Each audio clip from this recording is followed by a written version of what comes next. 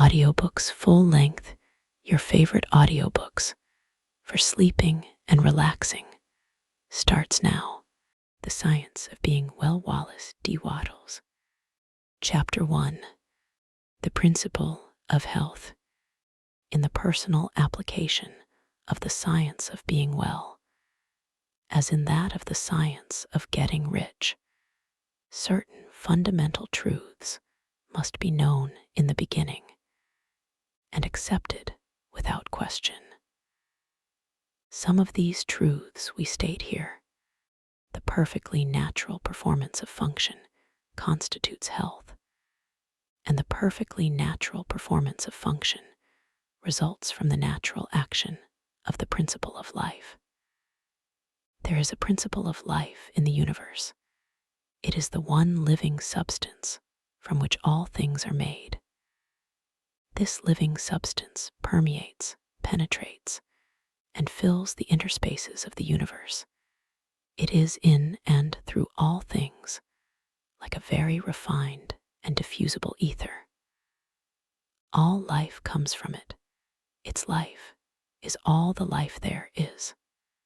Man is a form of this living substance and has within him a principle of health. The word principle is used as meaning source. The principle of health in man, when in full constructive activity, causes all the voluntary functions of his life to be perfectly performed. It is the principle of health in man which really works all healing, no matter what system or remedy is employed. And this principle of health is brought into constructive activity by thinking in a certain way. I proceed now to prove this last statement. We all know that cures are wrought by all the different, and often opposite, methods employed in the various branches of the healing art. The allopath, who gives a strong dose of a counterpoison, cures his patient, and the homeopath, who gives a diminutive dose of the poison most similar to that of the disease, also cures it. If allopathy ever cured any given disease, it is certain that homeopathy never cured that disease. And if homeopathy ever cured an ailment, allopathy could not possibly cure that ailment. The two systems are radically opposite in theory and practice, and yet both cure most diseases. And even the remedies used by physicians in any one school are not the same. Go with a case of indigestion to half a dozen doctors and compare their prescriptions. It is more than likely that none of the ingredients of any one of them will be in the others. Must we not conclude that their patients are healed by a principle of health within themselves, and not by something in the varying remedies? Not only this, but we find the same ailments cured by the osteopath with manipulations of the spine, by the faith healer with prayer, by the food scientist with bills of fare, by the Christian Scientist with a formulated creed statement, by the mental scientist with affirmation, and by the hygienists with differing plans of living.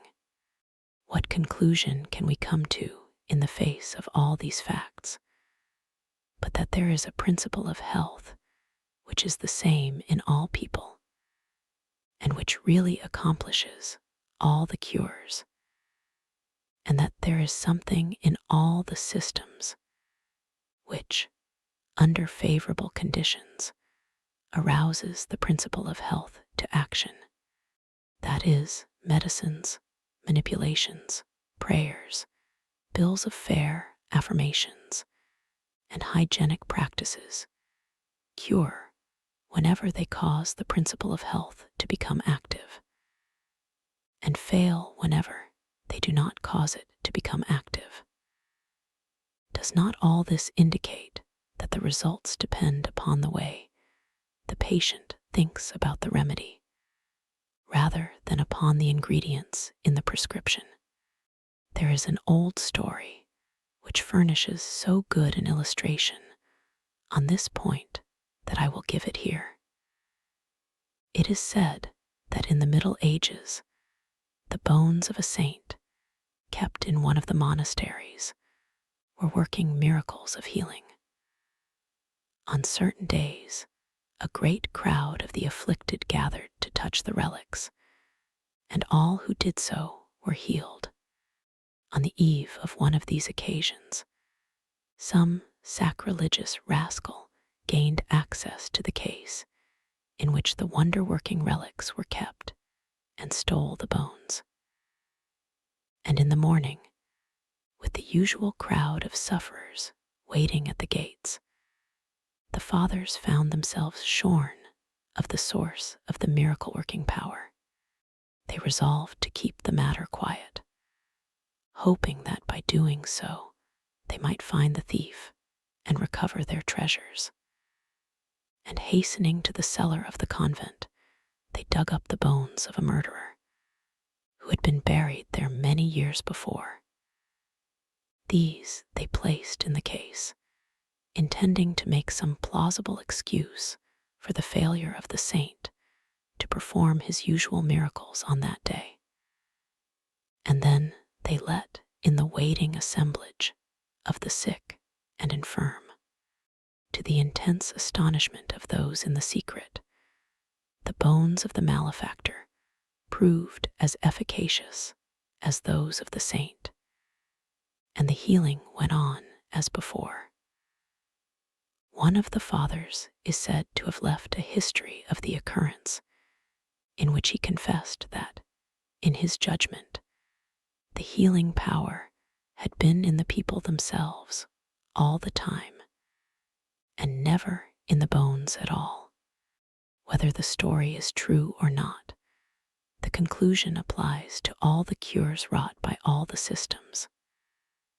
The power that heals is in the patient himself, and whether it shall become active or not does not depend upon the physical or mental means used, but upon the way the patient thinks about these means. There is a universal principle of life, as Jesus taught, a great spiritual healing power, and there is a principle of health in man which is related to this healing power. This is dormant or active according to the way a man thinks. He can always quicken it into activity by thinking in a certain way. Your getting well does not depend upon the adoption of some system or the finding of some remedy. People with your identical ailments have been healed by all systems and all remedies. It does not depend upon climate. Some people are well, and others are sick in all climates. It does not depend upon avocation, unless in case of those who work under poisonous conditions, people are well in all trades and professions. Your getting well depends upon your beginning to think and act in a certain way. The way a man thinks about things is determined by what he believes about them. His thoughts are determined by his faith, and the results depend upon his making a personal application of his faith. If a man has faith in the efficacy of a medicine and is able to apply that faith to himself, that medicine will certainly cause him to be cured. But though his faith be great, he will not be cured unless he applies it to himself. Many sick people have faith for others, but none for themselves. So if he has faith in a system of diet and can personally apply that faith, it will cure him. And if he has faith in prayers and affirmations and personally applies his faith, prayers and affirmations will cure him.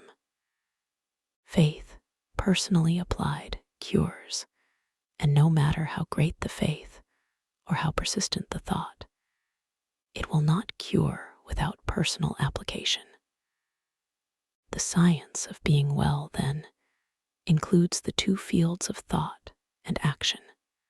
To be well, it is not enough that man should merely think in a certain way. He must apply his thought to himself, and he must express and externalize it in his outward life by acting in the same way that he thinks. Chapter 2: The Foundations of Faith. Before man can think in the certain way which will cause his diseases to be healed, he must believe in certain truths which are here stated. All things are made from one living substance, which, in its original state, permeates, penetrates, and fills the interspaces of the universe. While all visible things are made from it, yet this substance, in its first formless condition, is in and through all the visible forms that it has made. Its life is in all, and its intelligence is in all. This substance creates by thought, and its method is by taking the form of that which it thinks about. The thought of a form held by this substance causes it to assume that form. The thought of a motion causes it to institute that motion. Forms are created by this substance in moving itself into certain attitudes or positions. When original substance wishes to create a given form, it thinks of the motions which will produce that form.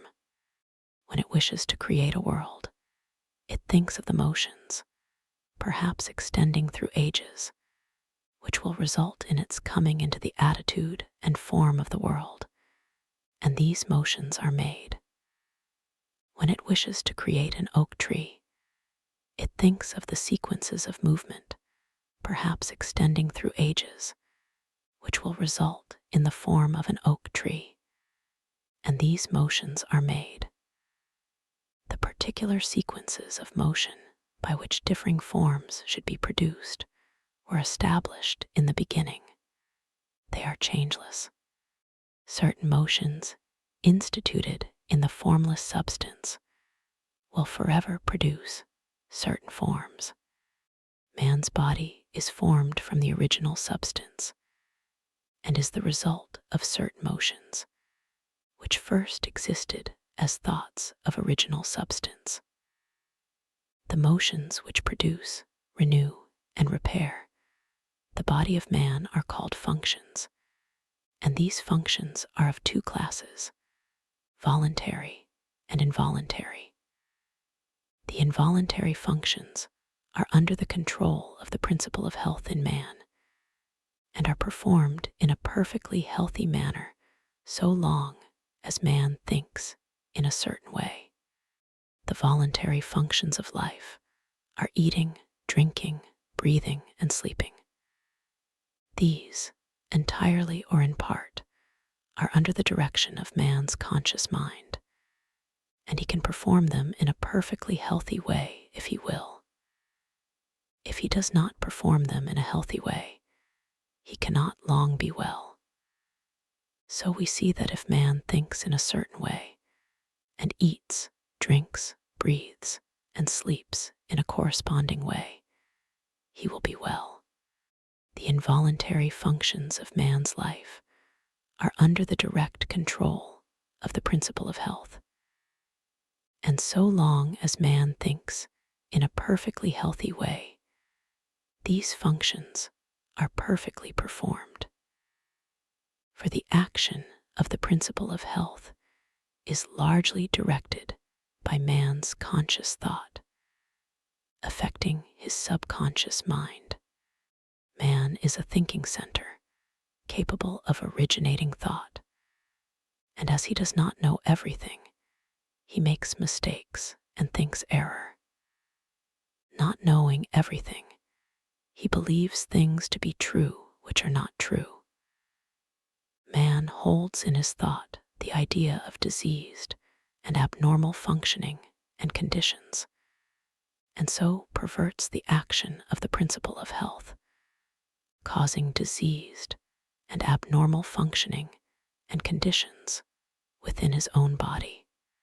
In the original substance, there are held only the thoughts of perfect motion, perfect and healthy function, complete life. God never thinks disease or imperfection. But for countless ages, men have held thoughts of disease, abnormality, old age, and death. And the perverted functioning resulting from these thoughts has become a part of the inheritance of the race. Our ancestors have, for many generations, held imperfect ideas concerning human form and functioning. And we begin life with racial subconscious impressions of imperfection and disease. This is not natural or a part of the plan of nature. The purpose of nature can be nothing else than the perfection of life. This we see from the very nature of life itself. It is the nature of life to continually advance toward more perfect living. Advancement is the inevitable result of the very act of living. Increase is always the result of active living. Whatever lives must live more and more. The seed lying in the granary has life, but it is not living. Put it into the soil, and it becomes active, and at once begins to gather to itself from the surrounding substance, and to build a plant form. It will so cause increase that a seed head will be produced containing 30, 60, or 100 seeds, each having as much life as the first. Life by living increases. Life cannot live without increasing, and the fundamental impulse of life is to live. It is in response to this fundamental impulse that original substance works and creates. God must live, and he cannot live except as he creates and increases. In multiplying forms, he is moving on to live more. The universe is a great advancing life, and the purpose of nature is the advancement of life toward perfection, toward perfect functioning. The purpose of nature is perfect health. The purpose of nature, so far as man is concerned, is that he should be continuously advancing into more life and progressing toward perfect life, and that he should live the most complete life possible in his present sphere of action. This must be so, because that which lives in man is seeking more life. Give a little child a pencil and paper, and he begins to draw crude figures. That which lives in him is trying to express itself in art. Give him a set of blocks, and he will try to build something. That which lives in him is seeking expression in architecture. Seat him at a piano, and he will try to draw harmony from the keys. That which lives in him is trying to express itself in music. That which lives in man is always seeking to live more. And since man lives most when he is well, the principle of nature in him can seek only health.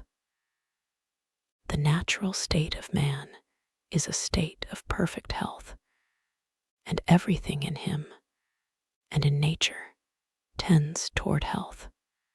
Sickness can have no place in the thought of original substance, for it is by its own nature continually impelled toward the fullest and most perfect life, therefore toward health. Man as he exists in the thought of the formless substance, has perfect health.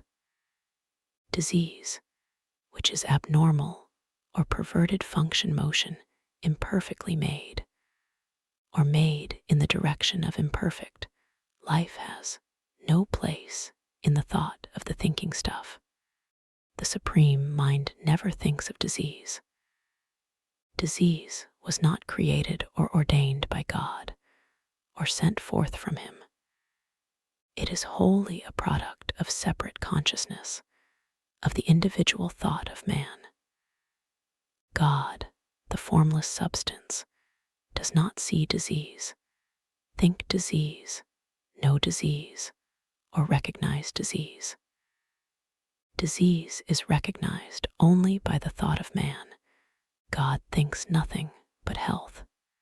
From all the foregoing, we see that health is a fact or truth in the original substance from which we are all formed, and that disease is imperfect functioning, resulting from the imperfect thoughts of men, past and present.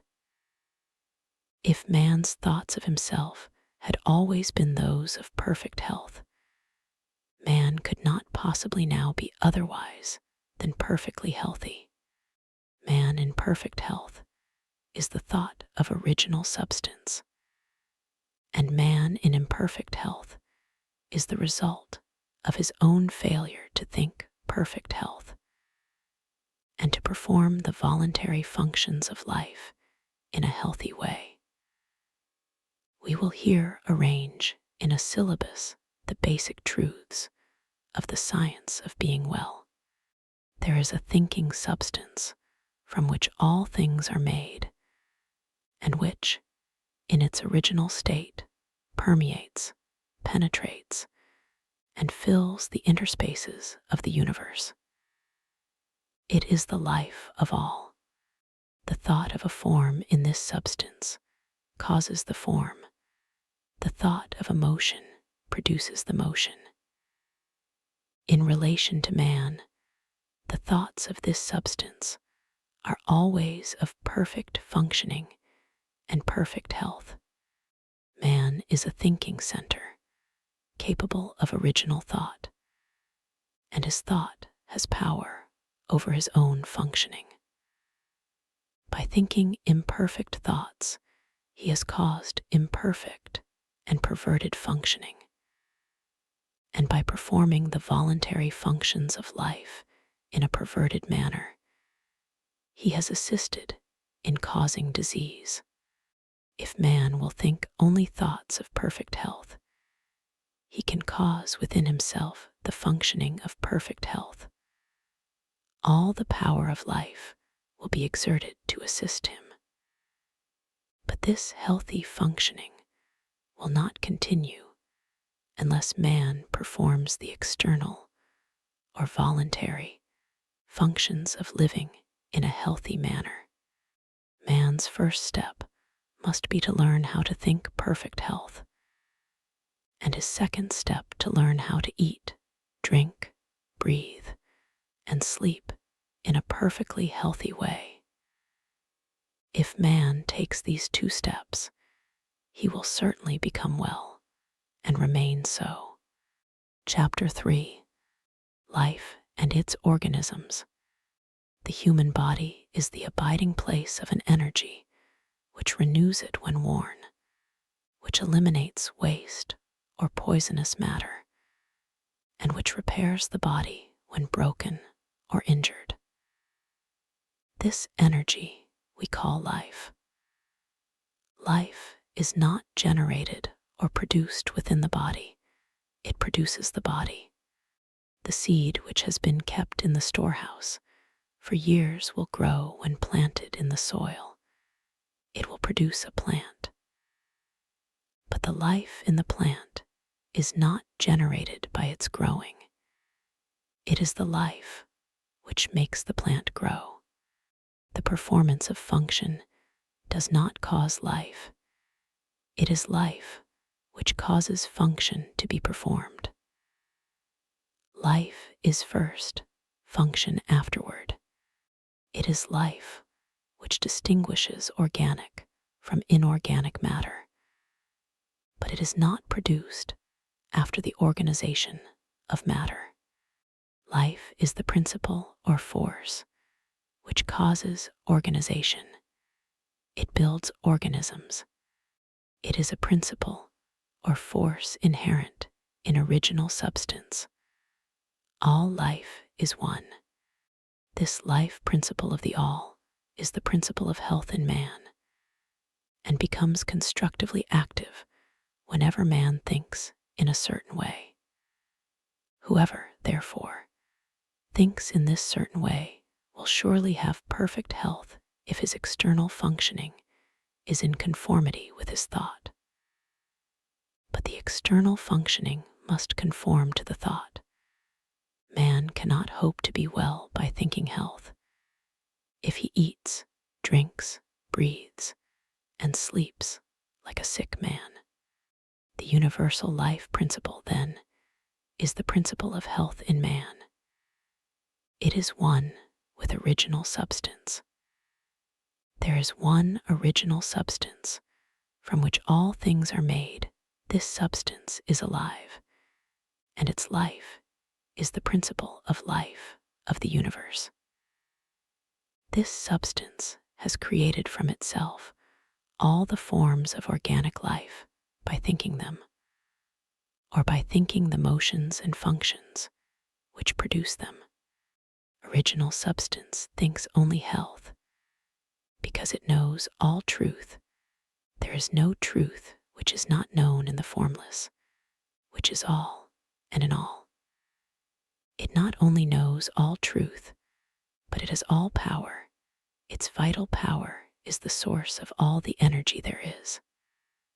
A conscious life which knows all truth and which has all power cannot go wrong or perform function imperfectly. Knowing all it knows, too much to go wrong. And so the formless cannot be diseased or think disease. Man is a form of this original substance and has a separate consciousness of his own, but his consciousness is limited and therefore imperfect. By reason of his limited knowledge, man can and does think wrongly, and so he causes perverted and imperfect functioning in his own body. Man has not known too much to go wrong. The diseased or imperfect functioning may not instantly result from an imperfect thought, but it is bound to come if the thought becomes habitual. Any thought continuously held by man tends to the establishment of the corresponding condition in his body. Also, man has failed to learn how to perform the voluntary functions of his life in a healthy way. He does not know when, what, and how to eat.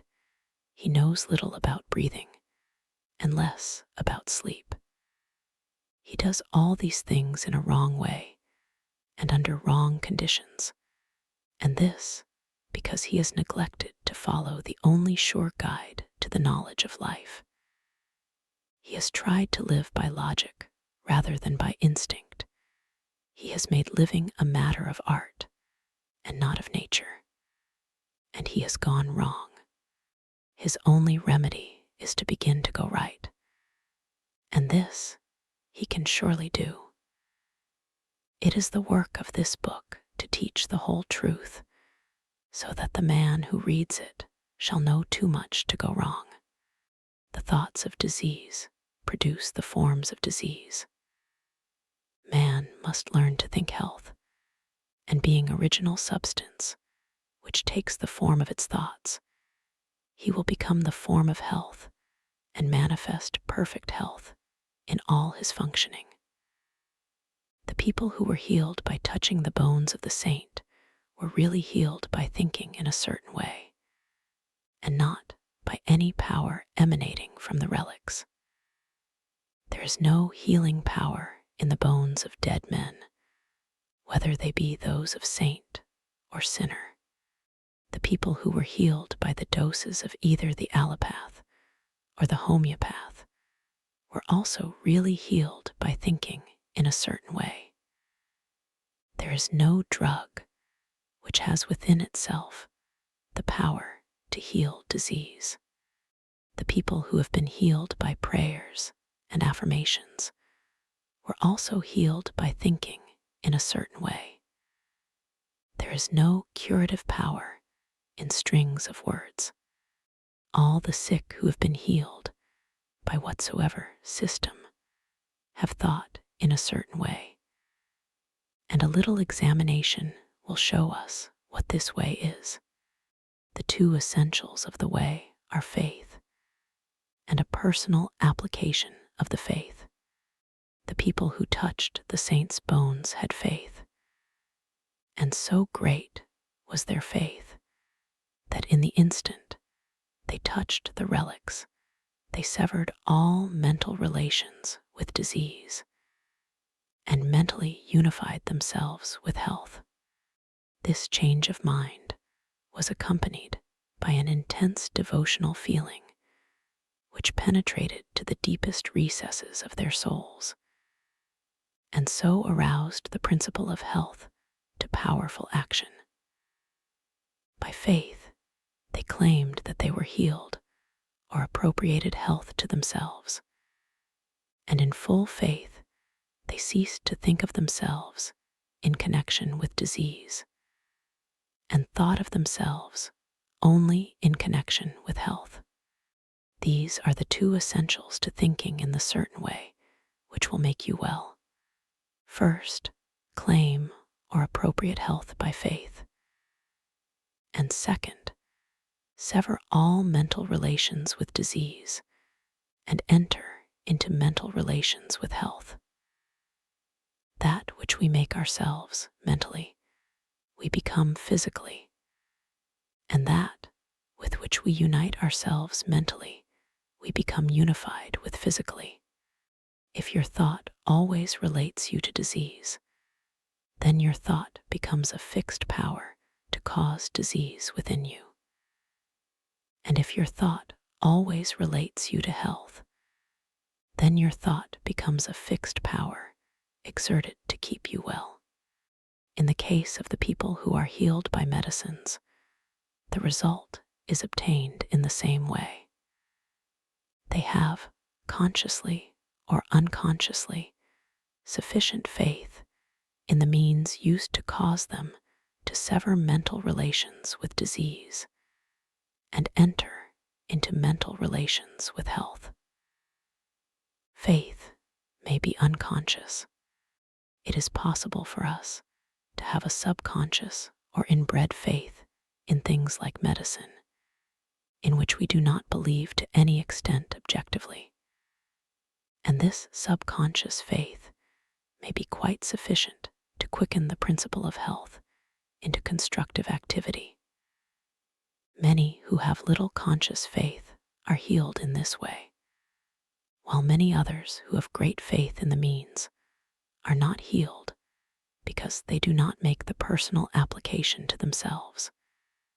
Their faith is general, but not specific for their own cases.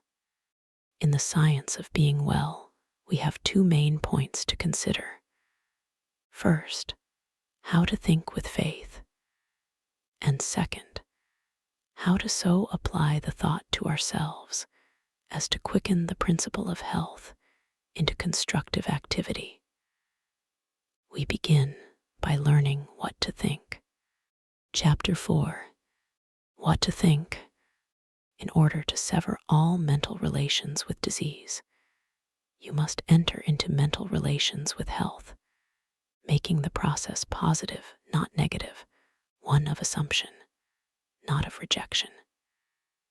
You are to receive or appropriate health rather than to reject and deny disease. Denying disease accomplishes next to nothing. It does little good to cast out the devil and leave the house vacant, for he will presently return with others worse than himself. When you enter into full and constant mental relations with health, you must of necessity cease all relationship with disease. The first step in the science of being well is, then, to enter into complete thought connection with health. The best way to do this is to form a mental image or picture of yourself as being well, imagining a perfectly strong and healthy body, and to spend sufficient time in contemplating this image to make it your habitual thought of yourself.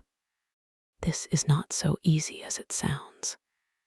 It necessitates the taking of considerable time for meditation, and not all persons have the imaging faculty well enough developed to form a distinct mental picture of themselves in a perfect or idealized body. It is much easier, as in the science of getting rich, to form a mental image of the things one wants to have. For we have seen these things, or their counterparts, and know how they look. We can picture them very easily from memory, but we have never seen ourselves in a perfect body, and a clear mental image is hard to form. It is not necessary or essential, however, to have a clear mental image of yourself as you wish to be. It is only essential to form a conception of perfect health and to relate yourself to it. This conception of health is not a mental picture of a particular thing. It is an understanding of health and carries with it the idea of perfect functioning in every part and organ. You may try to picture yourself as perfect in physique. That helps. And you must think of yourself as doing everything in the manner of a perfectly strong and healthy person. You can picture yourself as walking down the street with an erect body and a vigorous stride. You can picture yourself as doing your day's work easily and with surplus vigor, never tired or weak. You can picture in your mind how all things would be done by a person full of health and power, and you can make yourself the central figure in the picture, doing things in just that way. Never think of the ways in which weak or sickly people do things. Always think of the way strong people do things. Spend your leisure time in thinking about the strong way until you have a good conception of it. And always think of yourself in connection with the strong way of doing things. That is what I mean by having a conception of health. In order to establish perfect functioning in every part, man does not have to study anatomy or physiology, so that he can form a mental image of each separate organ and address himself to it. He does not have to treat his liver, his kidneys, his stomach, or his heart. There is one principle of health in man which has control over all the involuntary functions of his life, and the thought of perfect health impressed upon this principle will reach each part and organ. Man's liver is not controlled by a liver principle, his stomach by a digestive principle, and so on. The principle of health is one. The less you go into the detailed study of physiology, the better for you. Our knowledge of this science is very imperfect and leads to imperfect thought. Imperfect thought causes imperfect functioning, which is disease. Let me illustrate. Until quite recently, physiology fixed 10 days as the extreme limit of man's endurance without food. It was considered that only in exceptional cases could he survive a longer fast. So the impression became universally disseminated that one who was deprived of food must die in from 5 to 10 days.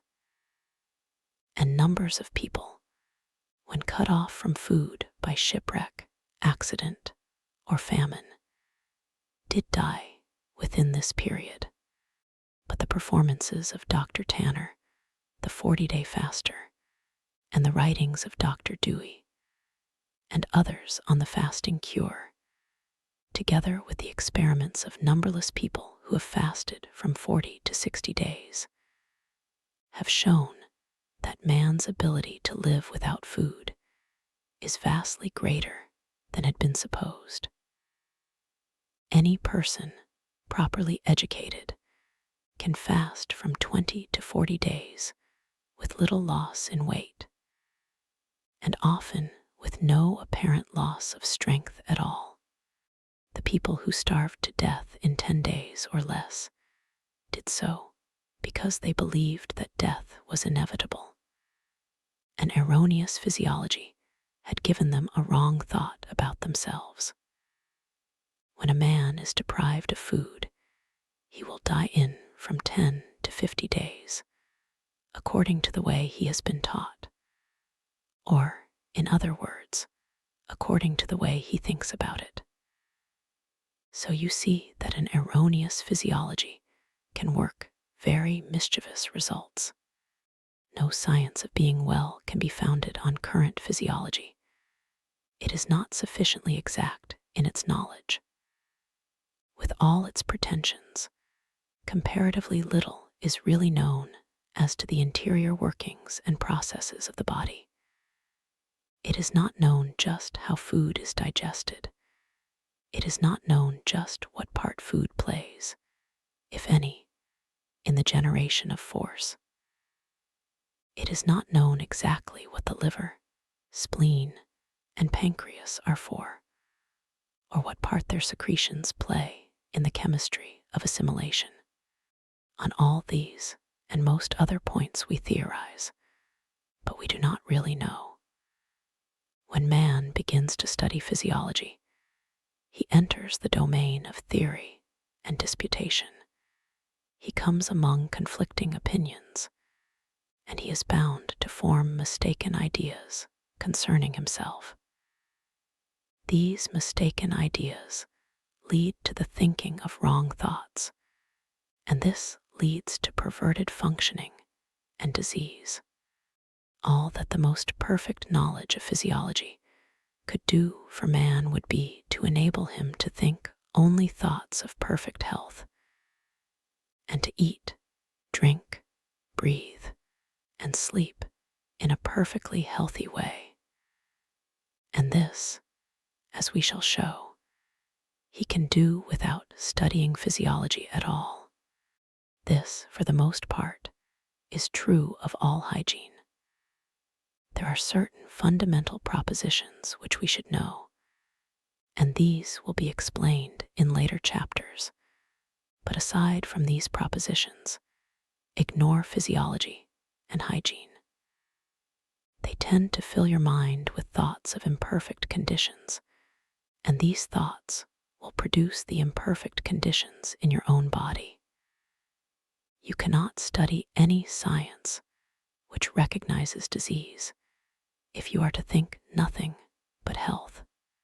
Drop all investigation as to your present condition, its causes or possible results, and set yourself to the work of forming a conception of health. Think about health and the possibilities of health, of the work that may be done, and the pleasures that may be enjoyed in a condition of perfect health. Then make this conception your guide in thinking of yourself. Refuse to entertain for an instant any thought of yourself which is not in harmony with it. When any idea of disease or imperfect functioning enters your mind, cast it out instantly by calling up a thought which is in harmony with the conception of health.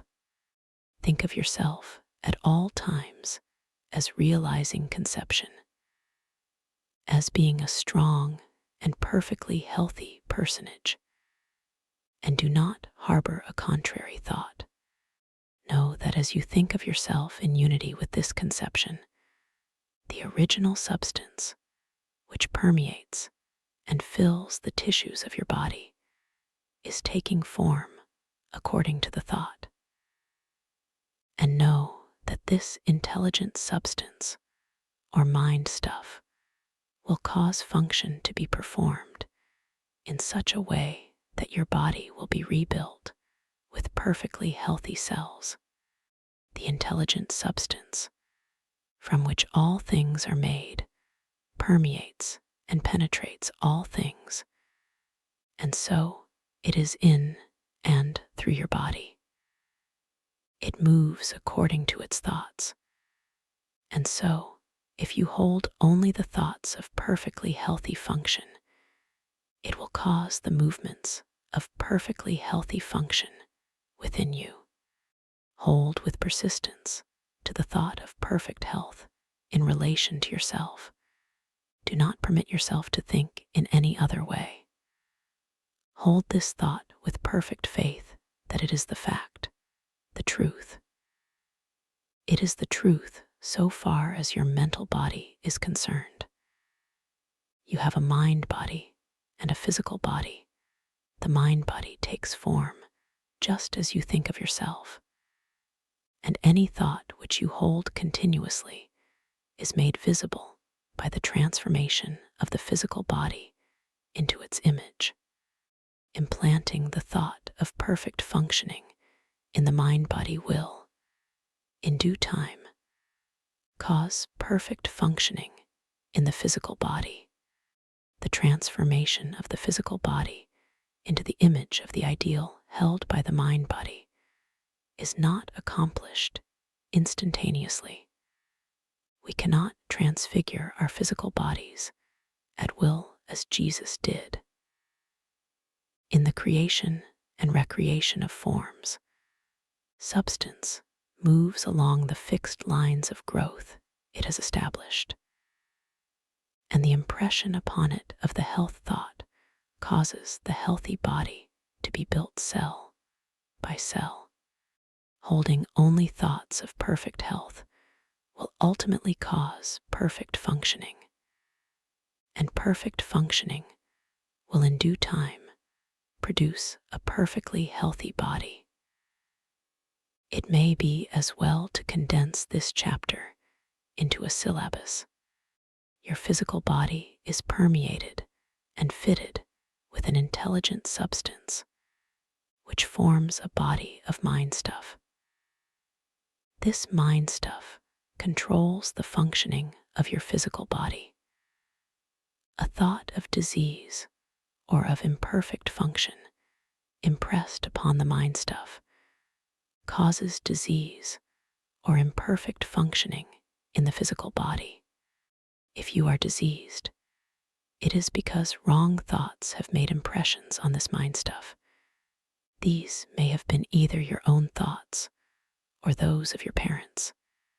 We begin life with many subconscious impressions, both right and wrong. But the natural tendency of all mind is toward health. And if no thoughts are held in the conscious mind, save those of health, all internal functioning will come to be performed in a perfectly healthy manner. The power of nature within you is sufficient to overcome all hereditary impressions. And if you will learn to control your thoughts so that you shall think only those of health, and if you will perform the voluntary functions of life in a perfectly healthy way, you can certainly be well. Chapter 5. Faith. The principle of health is moved by faith. Nothing else can call it into action. And only faith can enable you to relate yourself to health and sever your relation with disease in your thoughts. You will continue to think of disease unless you have faith in health. If you do not have faith, you will doubt. If you doubt, you will fear. And if you fear, you will relate yourself in mind to that which you fear. If you fear disease, you will think of yourself in connection with disease, and that will produce within yourself the form and motions of disease. Just as original substance creates from itself the forms of its thoughts, so your mind-body, which is original substance, takes the form and motion of whatever you think about. If you fear disease, dread disease, have doubts about your safety from disease, or if you even contemplate disease, you will connect yourself with it and create its forms and motions within you. Let me enlarge somewhat upon this point. The potency or creative power of a thought is given to it by the faith that is in it. Thoughts which contain no faith create no forms. The formless substance, which knows all truth and therefore thinks only truth, has perfect faith in every thought, because it thinks only truth, and so all its thoughts create. But if you will imagine a thought in formless substance in which there was no faith, you will see that such a thought could not cause the substance to move or take form. Keep in mind the fact that only those thoughts which are conceived in faith have creative energy. Only those thoughts which have faith with them are able to change function, or to quicken the principle of health into activity. If you do not have faith in health, you will certainly have faith in disease. If you do not have faith in health, it will do you no good to think about health, for your thoughts will have no potency and will cause no change for the better in your conditions. If you do not have faith in health, I repeat, you will have faith in disease. And if, under such conditions, you think about health for 10 hours a day and think about disease for only a few minutes, the disease thought will control your condition because it will have the potency of faith, while the health thought will not. Your mind-body will take on the form and motions of disease and retain them, because your health thought will not have sufficient dynamic force to change form or motion. In order to practice the science of being well, you must have complete faith in health. Faith begins in belief, and we now come to the question, what must you believe in order to have faith in health? You must believe that there is more health power than disease power in both yourself and your environment. And you cannot help believing this if you consider the facts. These are the facts. There is a thinking substance from which all things are made, and which, in its original state, permeates, penetrates, and fills the interspaces of the universe. The thought of a form in this substance produces the form. The thought of a motion institutes the motion. In relation to man, the thoughts of original substance are always of perfect health and perfect functioning. This substance, within and without man, always exerts its power toward health. Man is a thinking center, capable of original thought. He has a mind-body of original substance permeating a physical body, and the functioning of his physical body is determined by the faith of his mind-body. If man thinks with faith of the functioning of health, he will cause his internal functions to be performed in a healthy manner, provided that he performs the external functions in a corresponding manner.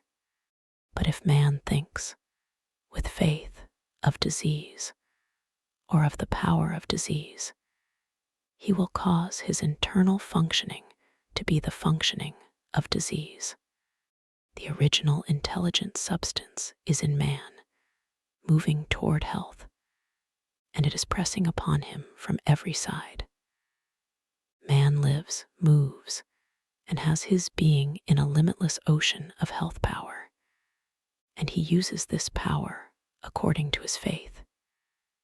If he appropriates it and applies it to himself, it is all his, and if he unifies himself with it by unquestioning faith, he cannot fail to attain health. For the power of this substance is all the power there is. A belief in the above statements is a foundation for faith in health. If you believe them, you believe that health is the natural state of man, and that man lives in the midst of universal health, that all the power of nature makes for health, and that health is possible to all, and can surely be attained by all.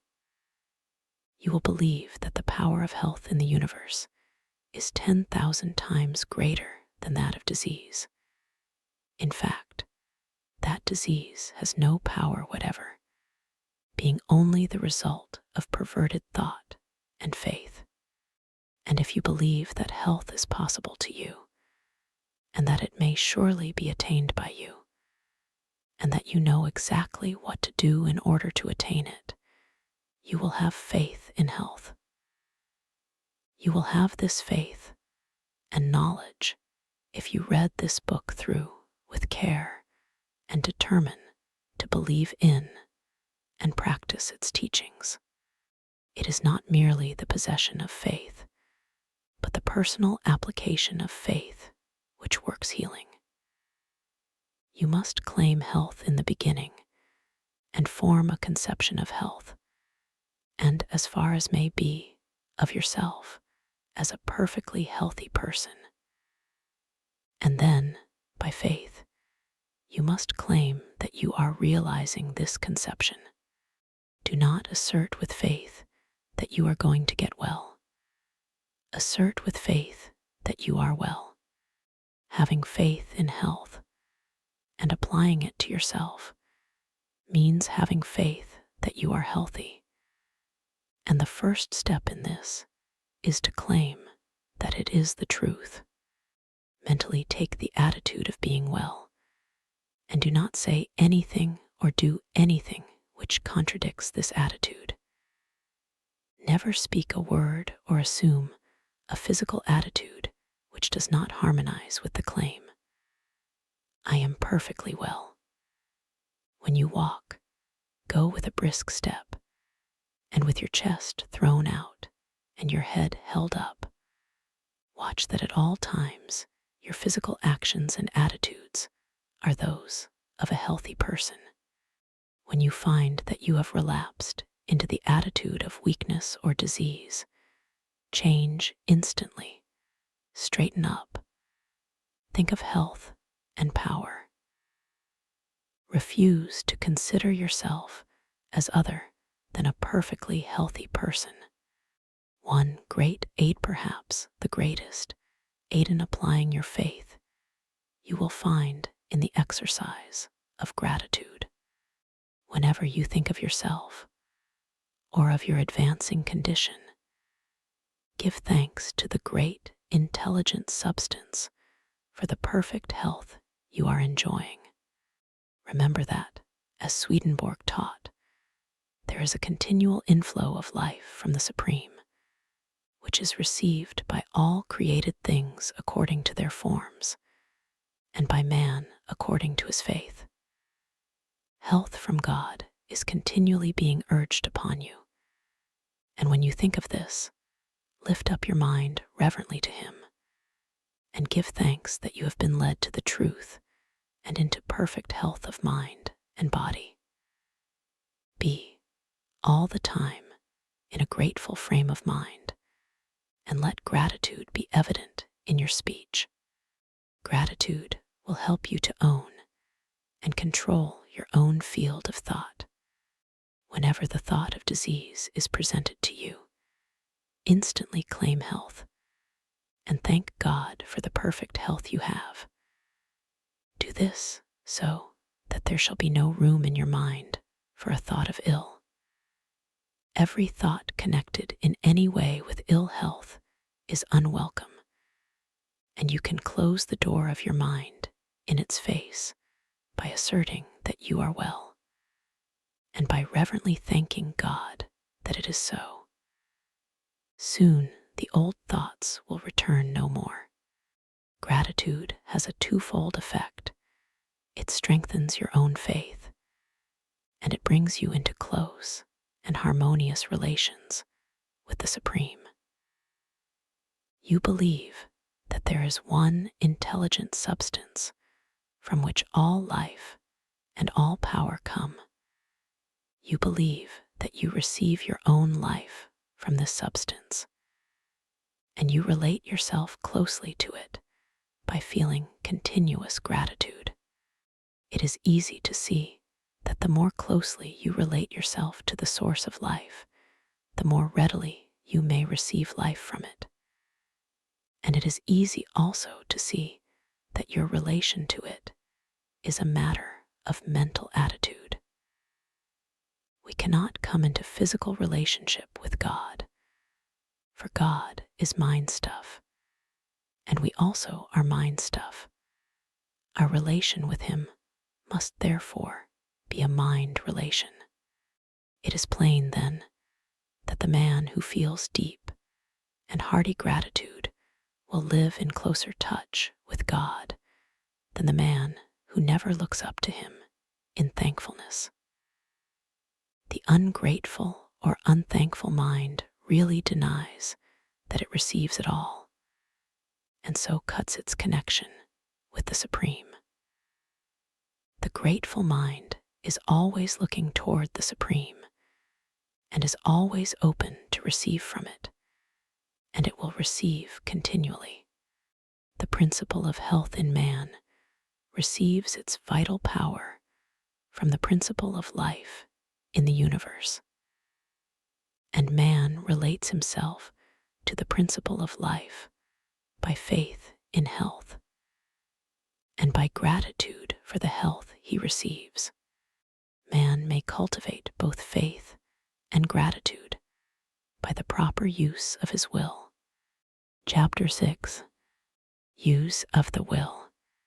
In the practice of the science of being well, the will is not used to compel yourself to go when you are not really able to go, or to do things when you are not physically strong enough to do them. You do not direct your will upon your physical body or try to compel the proper performance of internal function by willpower.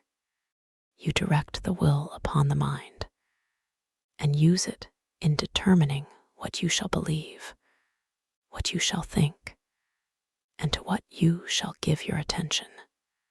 The will should never be used upon any person or thing external to you, and it should never be used upon your own body.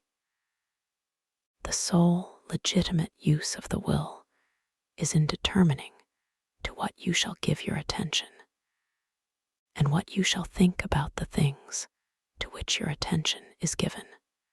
All belief begins in the will to believe. You cannot always and instantly believe what you will to believe, but you can always will to believe what you want to believe. You want to believe truth about health, and you can will to do so. The statements you have been reading in this book are the truth about health, and you can will to believe them. This must be your first step toward getting well. These are the statements you must will to believe: that there is a thinking substance from which all things are made, and that man receives the principle of health, which is his life, from this substance. That man himself is thinking substance, a mind body permeating a physical body, and that as man's thoughts are, so will the functioning of his physical body be. That if man will think only thoughts of perfect health, he must and will cause the internal and involuntary functioning of his body to be the functioning of health, provided that his external and voluntary functioning and attitude are in accordance with his thoughts. When you will to believe these statements, you must also begin to act upon them. You cannot long retain a belief unless you act upon it. You cannot increase a belief until it becomes faith unless you act upon it. And you certainly cannot expect to reap benefits in any way from a belief so long as you act as if the opposite were true. You cannot long have faith in health if you continue to act like a sick person. If you continue to act like a sick person, you cannot help continuing to think of yourself as a sick person. And if you continue to think of yourself as a sick person, you will continue to be a sick person. The first step toward acting externally like a well person is to begin to act internally like a well person. Form your conception of perfect health and get into the way of thinking about perfect health until it begins to have a definite meaning to you. Picture yourself as doing the things a strong and healthy person would do, and have faith that you can and will do those things in that way. Continue this until you have a vivid conception of health and what it means to you. When I speak in this book of a conception of health, I mean a conception that carries with it the idea of the way a healthy person looks and does things.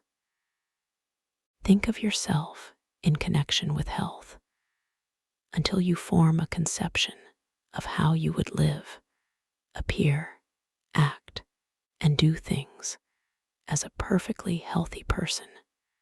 Think about yourself in connection with health until you conceive of yourself in imagination as always doing everything in the manner of a well person, until the thought of health conveys the idea of what health means to you. As I have said in a former chapter, you may not be able to form a clear mental image of yourself in perfect health, but you can form a conception of yourself as acting like a healthy person. Form this conception, and then think only thoughts of perfect health in relation to yourself, and so far as may be possible, in relation to others. When a thought of sickness or disease is presented to you, reject it. Do not let it get into your mind. Do not entertain or consider it at all. Meet it by thinking health, by thinking that you are well, and by being sincerely grateful for the health you are receiving. Whenever suggestions of disease are coming thick and fast upon you, and you are in a tight place, fall back upon the exercise of gratitude. Connect yourself with the Supreme. Give thanks to God for the perfect health He gives you, and you will soon find yourself able to control your thoughts and to think what you want to think. In times of doubt, trial, and temptation, the exercise of gratitude is always a sheet anchor which will prevent you from being swept away. Remember that the great essential thing is to sever all mental relations with disease and to enter into full mental relationship with health. This is the key to all mental healing. It is the whole thing. Here we see the secret of the great success of Christian Science. More than any other formulated system of practice, it insists that its converts shall sever relations with disease and relate themselves fully with health. The healing power of Christian Science is not in its theological formulae, nor in its denial of matter, but in the fact that it induces the sick to ignore disease as an unreal thing and accept health by faith as a reality. Its failures are made because its practitioners, while thinking in the certain way, do not eat, drink, breathe, and sleep in the same way.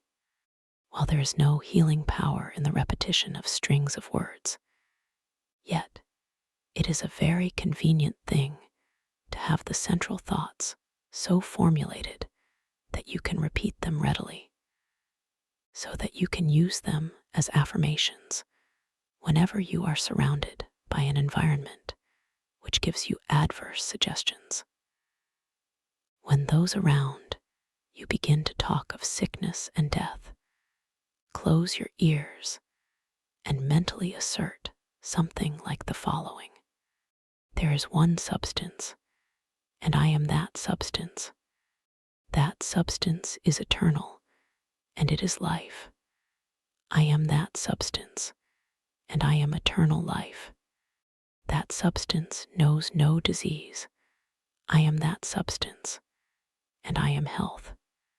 Exercise your willpower in choosing only those thoughts which are thoughts of health, and arrange your environment so that it shall suggest thoughts of health. Do not have about you books, pictures, or other things which suggest death, disease, deformity, weakness, or age. Have only those which convey the ideas of health, power, joy, vitality, and youth. When you are confronted with a book, or anything else which suggests disease, do not give it your attention. Think of your conception of health and your gratitude, and affirm as above. Use your willpower to fix your attention upon thoughts of health. In a future chapter, one shall touch upon this point again. What I wish to make plain here is that you must think only health, recognize only health, and give your attention only to health, and that you must control thought, recognition, and attention by the use of your will. Do not try to use your will to compel the healthy performance of function within you. The principle of health will attend to that if you give your attention only to thoughts of health. Do not try to exert your will upon the formless to compel it to give you more vitality or power. It is already placing all the power there is at your service. You do not have to use your will to conquer adverse conditions or to subdue unfriendly forces. There are no unfriendly forces. There is only one force, and that force is friendly to you. It is a force which makes for health. Everything in the universe wants you to be well. You have absolutely nothing to overcome but your own habit of thinking in a certain way about disease. And you can do this only by forming a habit of thinking in another certain way about health. Man can cause all the internal functions of his body to be performed in a perfectly healthy manner by continuously thinking in a certain way, and by performing the external functions in a certain way. He can think in this certain way by controlling his attention, and he can control his attention by the use of his will. He can decide what things he will think about. Chapter 7, Health from God. I will give a chapter here to explaining how man may receive health from the Supreme. By the Supreme, I mean the thinking substance from which all things are made, and which is in all and through all, seeking more complete expression and fuller life. This intelligent substance in a perfectly fluid state, permeates and penetrates all things, and is in touch with all minds. It is the source of all energy and power, and constitutes the inflow of life which Swedenborg saw, vitalizing all things. It is working to one definite end, and for the fulfillment of one purpose, and that purpose is the advancement of life toward the complete expression of mind. When man harmonizes himself with this intelligence, it can and will give him health and wisdom. When man holds steadily to the purpose to live more abundantly, he comes into harmony with this supreme intelligence. The purpose of the supreme intelligence is the most abundant life for all. The purpose of this supreme intelligence for you is that you should live more abundantly. If then your own purpose is to live more abundantly, you are unified with the Supreme, you are working with it, and it must work with you. But as the Supreme Intelligence is in all, if you harmonize with it, you must harmonize with all, and you must desire more abundant life for all as well as for yourself. Two great benefits come to you from being in harmony with the Supreme Intelligence. First, you will receive wisdom. By wisdom, I do not mean knowledge of facts so much as ability to perceive and understand facts, and to judge soundly and act rightly in all matters relating to life. Wisdom is the power to perceive truth and the ability to make the best use of the knowledge of truth. It is the power to perceive at once the best end to aim at and the means best adapted to attain that end. With wisdom comes poise and the power to think rightly, to control and guide your thoughts, and to avoid the difficulties which come from wrong thinking. With wisdom, you will be able to select the right courses for your particular needs, and to so govern yourself in all ways as to secure the best results. You will know how to do what you want to do. You can readily see that wisdom must be an essential attribute of the Supreme Intelligence, since that which knows all truth must be wise. And you can also see that just in proportion as you harmonize and unify your mind with that intelligence, you will have wisdom. But I repeat that since this intelligence is all, and in all, you can enter into its wisdom only by harmonizing with all. If there is anything in your desires or your purpose which will bring oppression to any, or work injustice to, or cause lack of life for any, you cannot receive wisdom from the Supreme. Furthermore, your purpose for your own self must be the best. Man can live in three general ways: for the gratification of his body, for that of his intellect, or for that of his soul. The first is accomplished by satisfying the desires for food, drink, and those other things which give enjoyable physical sensations.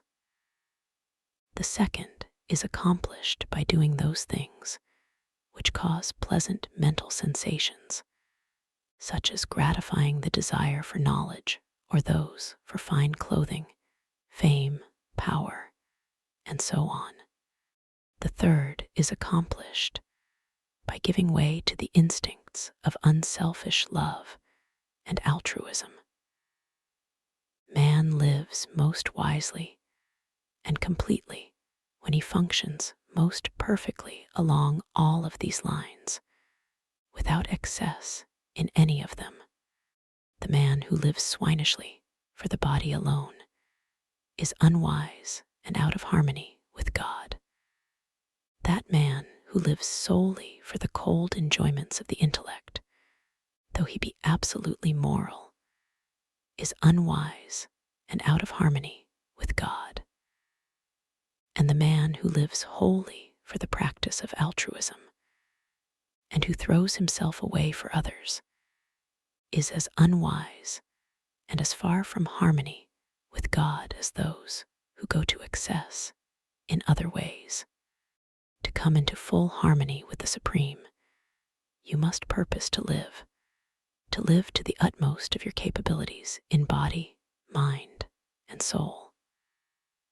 This must mean the full exercise of function in all the different ways, but without excess. For excess in one causes deficiency in the others. Behind your desire for health is your own desire for more abundant life. And behind that is the desire of the formless intelligence to live more fully in you. So as you advance toward perfect health, hold steadily to the purpose to attain complete life, physical, mental, and spiritual, to advance in all ways and in every way to live more. If you hold this purpose, you will be given wisdom. He that willeth to do the will of the Father shall know, said Jesus. Wisdom is the most desirable gift that can come to man, for it makes him rightly self-governing. But wisdom is not all you may receive from the Supreme Intelligence. You may receive physical energy, vitality, life force. The energy of the formless substance is unlimited and permeates everything. You are already receiving or appropriating to yourself this energy in an automatic and instinctive way. But you can do so to a far greater degree if you set about it intelligently. The measure of a man's strength is not what God is willing to give him, but what he himself has the will and the intelligence to appropriate to himself. God gives you all there is. Your only question is how much to take of the unlimited supply. Professor James has pointed out that there is apparently no limit to the powers of men. And this is simply because man's power comes from the inexhaustible reservoir of the Supreme. The runner who has reached the stage of exhaustion, when his physical power seems entirely gone, by running on in a certain way, may receive his second wind. His strength is renewed in a seemingly miraculous fashion, and he can go on indefinitely. And by continuing in the certain way, he may receive a third, fourth, and fifth wind. We do not know where the limit is, or how far it may be possible to extend it. The conditions are that the runner must have absolute faith that the strength will come, that he must think steadily of strength, and have perfect confidence that he has it, and that he must continue to run on. If he admits a doubt into his mind, he falls exhausted, and if he stops running to wait for the accession of strength, it will never come. His faith in strength, his faith that he can keep on running, his unwavering purpose to keep on running, and his action in keeping on seem to connect him to the source of energy in such a way as to bring him a new supply.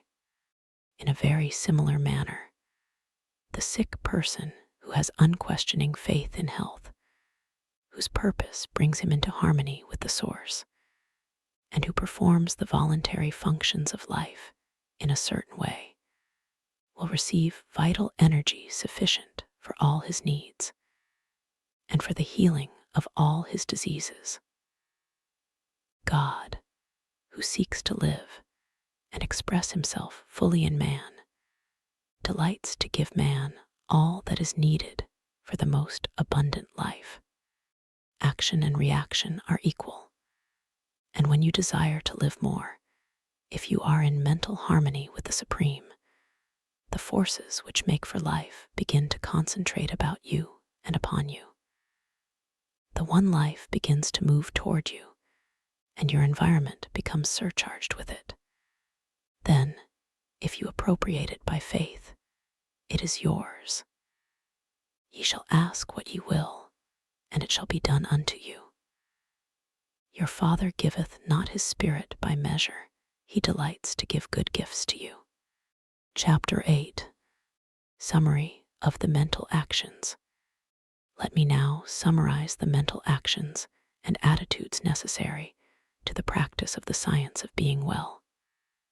First, you believe that there is a thinking substance from which all things are made, and which, in its original state, permeates, penetrates, and fills the interspaces of the universe. This substance is the life of all, and is seeking to express more life in all.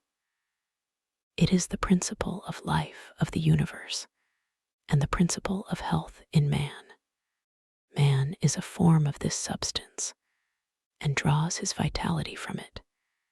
He is a mind body of original substance, permeating a physical body, and the thoughts of his mind body control the functioning of his physical body. If man thinks no thoughts save those of perfect health, the functions of his physical body will be performed in a manner of perfect health. If you would consciously relate yourself to the all-health, your purpose must be to live fully on every plane of your being. You must want all that there is in life for body, mind, and soul, and this will bring you into harmony with all the life there is. The person who is in conscious and intelligent harmony with all will receive a continuous inflow of vital power from the Supreme Life. And this inflow is prevented by angry, selfish, or antagonistic mental attitudes. If you are against any part, you have severed relations with all, you will receive life, but only instinctively and automatically, not intelligently and purposefully. You can see that if you are mentally antagonistic to any part, you cannot be in complete harmony with the whole. Therefore, as Jesus directed, be reconciled to everybody and everything before you offer worship. Want for everybody all that you want for yourself. The reader is recommended to read what we have said in a former work concerning the competitive mind and the creative mind. It is very doubtful whether one who has lost health can completely regain it so long as he remains in the competitive mind. The science of getting rich. Being on the creative or goodwill plane in mind, the next step is to form a conception of yourself as in perfect health, and to hold no thoughts which are not in full harmony with this conception. Have faith that if you think only thoughts of health, you will establish in your physical body the functioning of health, and use your will to determine that you will think only thoughts of health. Never think of yourself as sick or as likely to be sick. Never think of sickness in connection with yourself at all. And as far as may be, shut out of your mind all thoughts of sickness in connection with others. Surround yourself as much as possible with the things which suggest the ideas of strength and health. Have faith in health and accept health as an actual present fact in your life. Claim health as a blessing bestowed upon you by the Supreme Life and be deeply grateful at all times. Claim the blessing by faith, know that it is yours, and never admit a contrary thought to your mind. Use your willpower to withhold your attention from every appearance of disease in yourself and others. Do not study disease, think about it, nor speak of it. At all times, when the thought of disease is thrust upon you, move forward into the mental position of prayerful gratitude for your perfect health. The mental actions necessary to being well may now be summed up in a single sentence. Form a conception of yourself in perfect health, and think only those thoughts which are in harmony with that conception. That, with faith and gratitude and the purpose to really live, covers all the requirements. It is not necessary to take mental exercises of any kind, except as described in Chapter 6, or to do wearying stunts in the way of affirmations, and so on. It is not necessary to concentrate the mind on the affected parts. It is far better not to think of any part as affected. It is not necessary to treat yourself by autosuggestion, or to have others treat you in any way whatever. The power that heals is the principle of health within you, and to call this principle into constructive action, it is only necessary, having harmonized yourself with the All-Mind, to claim by faith the All-Health, and to hold that claim until it is physically manifested in all the functions of your body. In order to hold this mental attitude of faith, gratitude, and health, however, your external acts must be only those of health. You cannot long hold the internal attitude of a well person if you continue to perform the external acts of a sick person. It is essential not only that your every thought should be a thought of health, but that your every act should be an act of health, performed in a healthy manner. If you will make every thought a thought of health, and every conscious act an act of health, it must infallibly follow that every internal and unconscious function shall come to be healthy.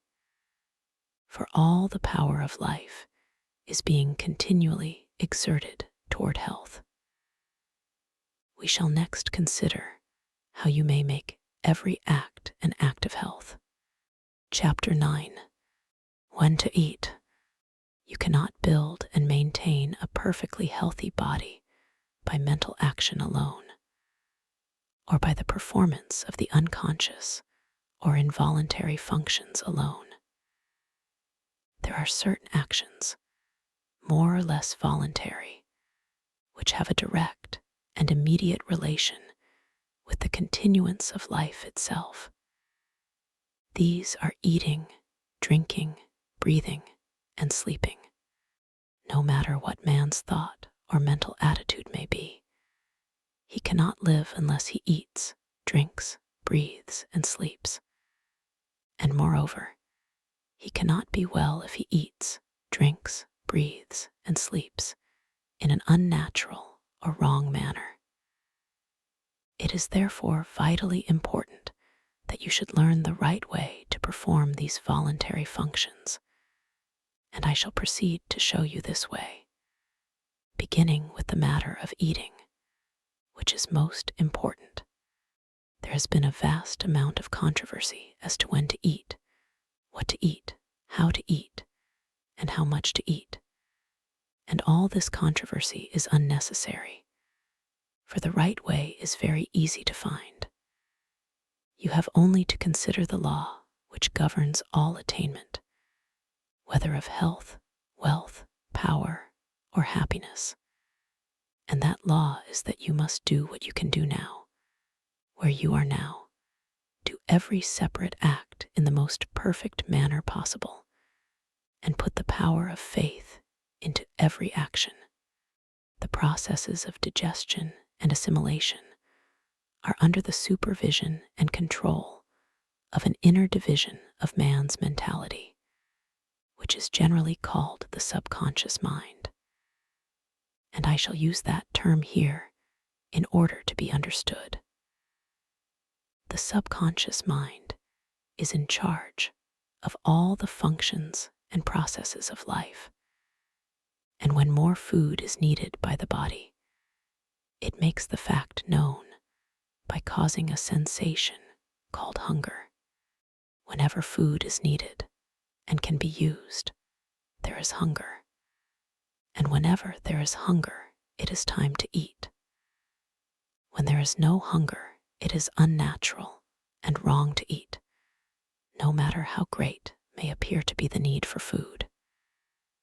Even if you are in a condition of apparent starvation, with great emaciation, if there is no hunger, you may know that food cannot be used, and it will be unnatural and wrong for you to eat. Though you have not eaten for days, weeks, or months, if you have no hunger, you may be perfectly sure that food cannot be used, and will probably not be used if taken. Whenever food is needed, if there is power to digest and assimilate it, so that it can be normally used, the subconscious mind will announce the fact by a decided hunger. Food taken when there is no hunger will sometimes be digested and assimilated because nature makes a special effort to perform the task which is thrust upon her against her will. But if food be habitually taken when there is no hunger, the digestive power is at last destroyed, and numberless evils caused.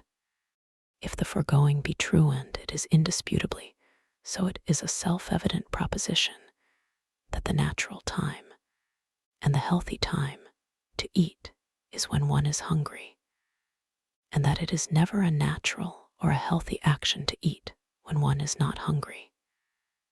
You see then that it is an easy matter to scientifically settle the question when to eat.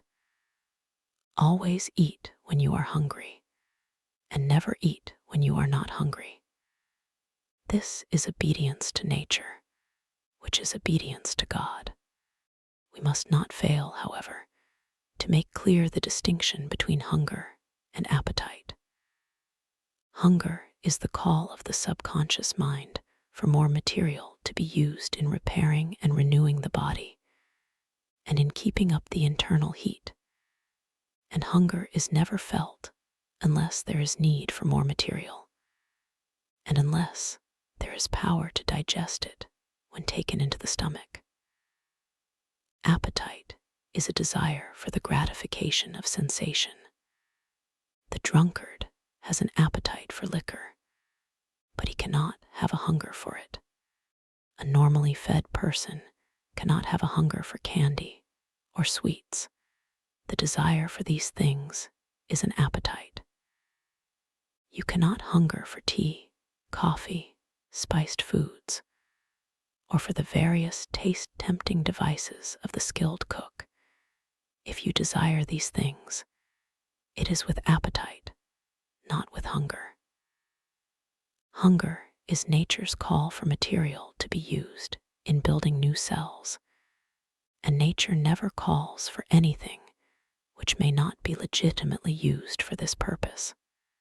Appetite is often largely a matter of habit if one eats or drinks at a certain hour, and especially if one takes sweetened or spiced and stimulating foods. The desire comes regularly at the same hour. But this habitual desire for food should never be mistaken for hunger. Hunger does not appear at specified times. It only comes when work or exercise has destroyed sufficient tissue to make the taking in of new raw material a necessity. For instance, if a person has been sufficiently fed on the preceding day, it is impossible that he should feel a genuine hunger on arising from refreshing sleep. In sleep, the body is recharged with vital power, and the assimilation of the food which has been taken during the day is completed. The system has no need for food immediately after sleep, unless the person went to his rest in a state of starvation. With a system of feeding, which is even a reasonable approach to a natural one, no one can have a real hunger for an early morning breakfast. There is no such thing possible as a normal or genuine hunger immediately after arising from sound sleep. The early morning breakfast is always taken to gratify appetite, never to satisfy hunger, no matter who you are or what your condition is, no matter how hard you work or how much you are exposed. Unless you go to your bed starved, you cannot arise from your bed hungry. Hunger is not caused by sleep, but by work. And it does not matter who you are, or what your condition, or how hard or easy your work. The so-called no breakfast plan is the right plan for you. It is the right plan for everybody, because it is based on the universal law that hunger never comes until it is earned.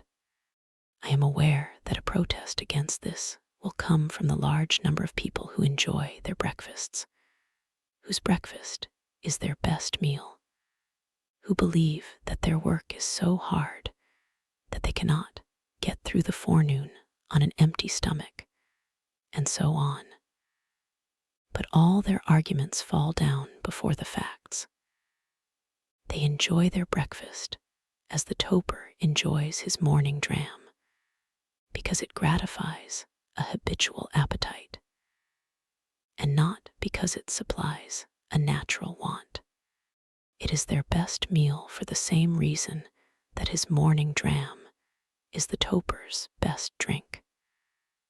And they can get along without it, because millions of people of every trade and profession do get along without it, and are vastly better for doing so.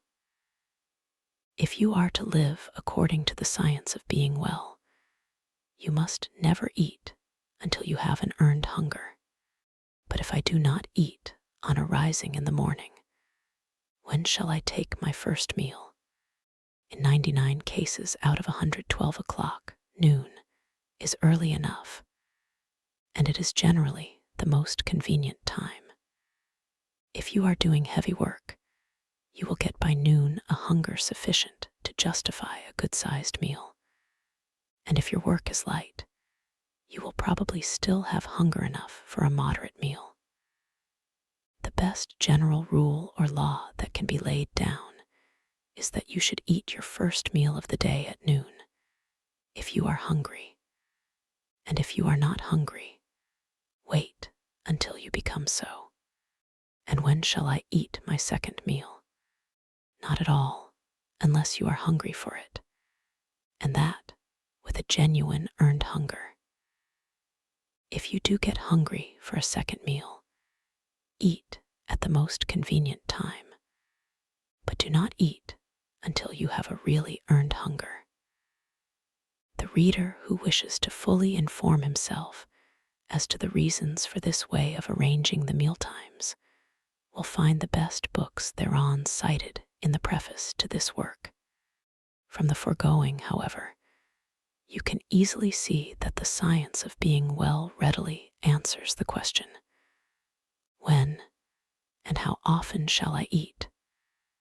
The answer is, eat when you have an earned hunger, and never eat at any other time. Chapter 10. What to eat. The current sciences of medicine and hygiene have made no progress toward answering the question, what shall I eat? The contests between the vegetarians and the meat eaters, the cooked food advocates, raw food advocates, and various other schools of theorists seem to be interminable. And from the mountains of evidence and argument piled up for and against each special theory, it is plain that if we depend on these scientists, we shall never know what is the natural food of man.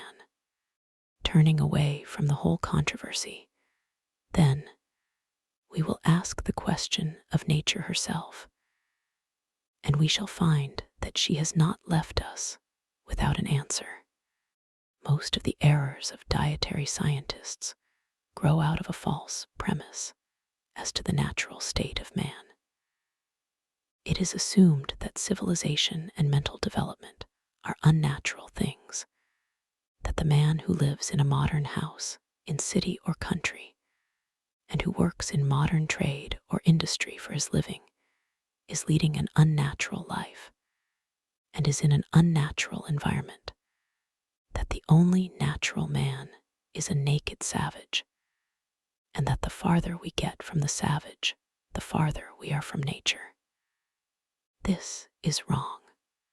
The man who has all that art and science can give him is leading the most natural life, because he is living most completely in all his faculties. The dweller in a well-appointed city flat with modern conveniences and good ventilation is living a far more naturally human life than the Australian savage who lives in a hollow tree or a hole in the ground. That great intelligence, which is in all and through all, has in reality practically settled the question as to what we shall eat. In ordering the affairs of nature, it is decided that man's food shall be according to the zone in which he lives. In the frigid regions of the far north, fuel foods are required. The development of brain is not large, nor is the life severe in its labor tax on muscle.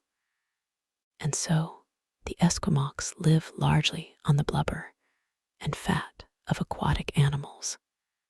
No other diet is possible to them. They could not get fruits, nuts, or vegetables, even if they were disposed to eat them.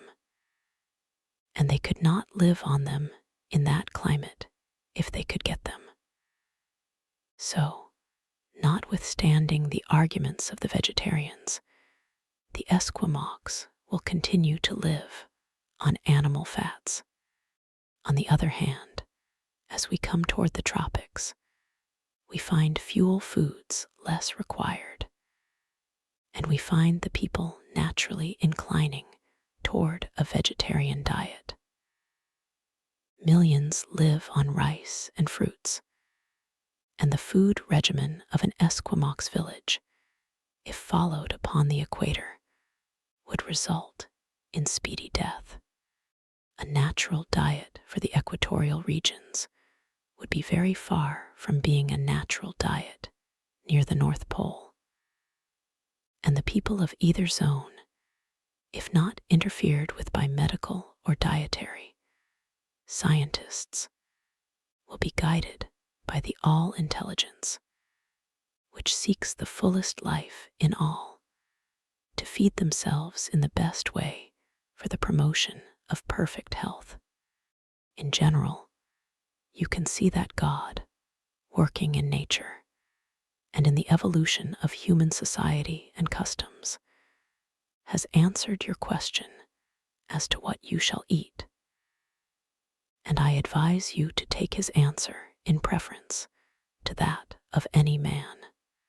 In the temperate zone, the largest demands are made on man in spirit, mind, and body. And here we find the greatest variety of foods provided by nature.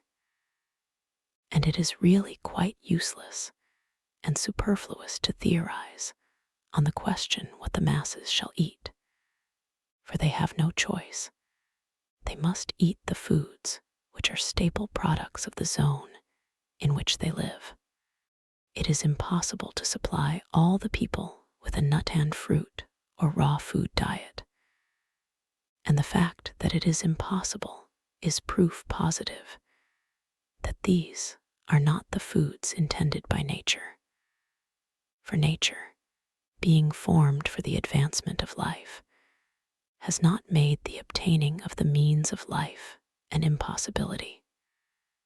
So, I say, the question, what shall I eat, has been answered for you. Eat wheat, corn, rye, oats, barley, buckwheat, eat vegetables, eat meats, eat fruits, eat the things that are eaten by the masses of the people around the world. For in this matter, the voice of the people is the voice of God. They have been led, generally, to the selection of certain foods, and they have been led, generally, to prepare these foods in generally similar ways. And you may depend upon it that in general, they have the right foods and are preparing them in the right way. In these matters, the race has been under the guidance of God. The list of foods in common use is a long one, and you must select therefrom according to your individual taste. If you do, you will find that you have an infallible guide, as shown in the next 2 chapters. If you do not eat until you have an earned hunger, you will not find your taste demanding unnatural or unhealthy foods. The woodchopper, who has swung his axe continuously from 7 in the morning until noon, does not come in clamoring for cream puffs and confectionery. He wants pork and beans, or beefsteak and potatoes, or corn bread and cabbage. He asks for the plain solids. Offer to crack him a few walnuts and give him a plate of lettuce, and you will be met with huge disdain. Those things are not natural foods for a working man. And if they are not natural foods for a working man, they are not for any other man. For work hunger is the only real hunger, and requires the same materials to satisfy it, whether it be in woodchopper or banker, in man, woman, or child. It is a mistake to suppose that food must be selected with anxious care to fit the vocation of the person who eats. It is not true that the woodchopper requires heavy or solid foods and the bookkeeper light foods. If you are a bookkeeper or other brain worker and do not eat until you have an earned hunger, you will want exactly the same foods that the woodchopper wants. Your body is made of exactly the same elements as that of the woodchopper, and requires the same materials for cell building. Why, then, feed him on ham and eggs and corn bread, and you on crackers and toast? True, most of his waste is of muscle, while most of yours is of brain and nerve tissue. But it is also true that the woodchopper's diet contains all the requisites for brain and nerve building in far better proportions than they are found in most light foods. The world's best brain work has been done on the fare of the working people. The world's greatest thinkers have invariably lived on the plain solid foods common among the masses. Let the bookkeeper wait until he has an earned hunger before he eats. And then, if he wants ham, eggs, and corn bread, by all means let him eat them. But let him remember that he does not need 1/20 of the amount necessary for the woodchopper. It is not eating hearty foods which gives the brain worker indigestion. It is eating as much as would be needed by a muscle worker. Indigestion is never caused by eating to satisfy hunger. It is always caused by eating to gratify appetite. If you eat in the manner prescribed in the next chapter, your taste will soon become so natural that you will never want anything that you cannot eat with impunity. And you can drop the whole anxious question of what to eat from your mind forever and simply eat what you want. Indeed, that is the only way to do if you are to think no thoughts but those of health. For you cannot think health so long as you are in continual doubt and uncertainty as to whether you are getting the right bills of fare. Take no thought what ye shall eat, said Jesus, and he spoke wisely. The foods found on the table of any ordinary middle class or working class family will nourish your body perfectly if you eat at the right times and in the right way. If you want meat, eat it, and if you do not want it, do not eat it, and do not suppose that you must find some special substitute for it. You can live perfectly well on what is left on any table after the meat has been removed. It is not necessary to worry about a varied diet so as to get in all the necessary elements. The Chinese and Hindus build very good bodies and excellent brains on a diet of few variations, rice making almost the whole of it.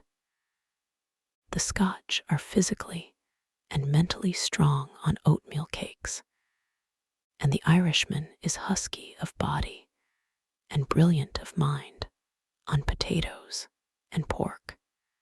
The wheat berry contains practically all that is necessary for the building of brain and body, and a man can live very well on a monodiet of navy beans. Form a conception of perfect health for yourself, and do not hold any thought which is not a thought of health. Never eat until you have an earned hunger. Remember that it will not hurt you in the least to go hungry for a short time, but it will surely hurt you to eat when you are not hungry. Do not give the least thought to what you should or should not eat. Simply eat what is set before you, selecting that which pleases your taste most. In other words, eat what you want. This you can do with perfect results if you eat in the right way, and how to do this will be explained in the next chapter. Chapter 11. How to eat. It is a settled fact that man naturally chooses food. The few faddists who maintain that we should bolt our nourishment after the manner of the dog and others of the lower animals can no longer get a hearing. We know that we should chew our food. And if it is natural that we should chew our food, the more thoroughly we chew it, the more completely natural the process must be. If you will chew every mouthful to a liquid, you need not be in the least concerned as to what you shall eat, for you can get sufficient nourishment out of any ordinary food, whether or not this chewing shall be an irksome and laborious task, or a most enjoyable process, depends upon the mental attitude in which you come to the table. If your mind and attitude are on other things, or if you are anxious or worried about business or domestic affairs, you will find it almost impossible to eat without bolting more or less of your food. You must learn to live so scientifically that you will have no business or domestic cares to worry about. This you can do. And you can also learn to give your undivided attention to the act of eating while at the table. When you eat, do so with an eye single to the purpose of getting all the enjoyment you can from that meal. Dismiss everything else from your mind, and do not let anything take your attention from the food and its taste until your meal is finished. Be cheerfully confident, for if you follow these instructions, you may know that the food you eat is exactly the right food, and that it will agree with you to perfection. Sit down to the table with confident cheerfulness and take a moderate portion of the food. Take whatever thing looks most desirable to you. Do not select some food because you think it will be good for you. Select that which will taste good to you. If you are to get well and stay well, you must drop the idea of doing things because they are good for your health, and do things because you want to do them. Select the food you want most. Gratefully give thanks to God that you have learned how to eat it in such a way that digestion shall be perfect, and take a moderate mouthful of it. Do not fix your attention on the act of chewing. Fix it on the taste of the food, and taste and enjoy it until it is reduced to a liquid state and passes down your throat by involuntary swallowing. No matter how long it takes, do not think of the time. Think of the taste. Do not allow your eyes to wander over the table, speculating as to what you shall eat next. Do not worry for fear there is not enough, and that you will not get your share of everything. Do not anticipate the taste of the next thing. Keep your mind centered on the taste of what you have in your mouth. And that is all of it. Scientific and healthful eating is a delightful process after you have learned how to do it, and after you have overcome the bad old habit of gobbling down your food unchewed. It is best not to have too much conversation going on while eating. Be cheerful, but not talkative. Do the talking afterward. In most cases, some use of the will is required to form the habit of correct eating. The bolting habit is an unnatural one, and is without doubt mostly the result of fear. Fear that we will be robbed of our food, fear that we will not get our share of the good things, fear that we will lose precious time. These are the causes of haste. Then there is anticipation of the dainties that are to come for dessert, and the consequent desire to get at them as quickly as possible. And there is mental abstraction, or thinking of other matters while eating. All these must be overcome. When you find that your mind is wandering, call a halt, think for a moment of the food, and of how good it tastes, of the perfect digestion and assimilation that are going to follow the meal, and begin again. Begin again and again, though you must do so 20 times in the course of a single meal, and again, though you must do so every meal for weeks and months. It is perfectly certain that you can form the Fletcher habit if you persevere. And when you have formed it, you will experience a healthful pleasure you have never known. This is a vital point, and I must not leave it until I have thoroughly impressed it upon your mind. Given the right materials, perfectly prepared, the principle of health will positively build you a perfectly healthy body. And you cannot prepare the materials perfectly in any other way than the one I am describing. If you are to have perfect health, you must eat in just this way you can, and the doing of it is only a matter of a little perseverance. What use for you to talk of mental control unless you will govern yourself in so simple a matter as ceasing to bolt your food? What use to talk of concentration unless you can keep your mind on the act of eating for so short a space as 15 or 20 minutes, especially with all the pleasures of taste to help you? Go on and conquer. In a few weeks or months, as the case may be, you will find the habit of scientific eating becoming fixed. And soon you will be in so splendid a condition, mentally and physically, that nothing would induce you to return to the bad old way. We have seen that if man will think only thoughts of perfect health, his internal functions will be performed in a healthy manner. And we have seen that in order to think thoughts of health, man must perform the voluntary functions in a healthy manner. The most important of the voluntary functions is that of eating, and we see, so far, no especial difficulty in eating in a perfectly healthy way. I will here summarize the instructions as to when to eat, what to eat, and how to eat, with the reasons therefor. Never eat until you have an earned hunger, no matter how long you go without food.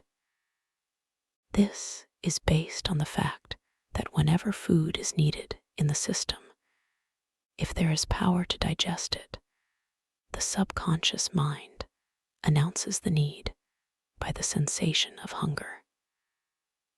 Learn to distinguish between genuine hunger and the gnawing and craving sensations caused by unnatural appetite.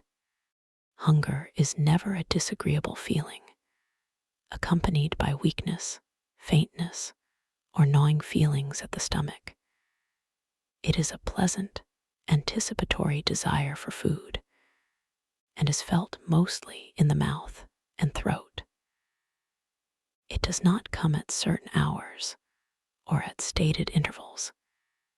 It only comes when the subconscious mind is ready to receive, digest, and assimilate food. Eat whatever foods you want, making your selection from the staples in general use in the zone in which you live. The Supreme Intelligence has guided man to the selection of these foods, and they are the right ones for all. I am referring, of course, to the foods which are taken to satisfy hunger, not to those which have been contrived merely to gratify appetite or perverted taste. The instinct which has guided the masses of men to make use of the great staples of food to satisfy their hunger is a divine one.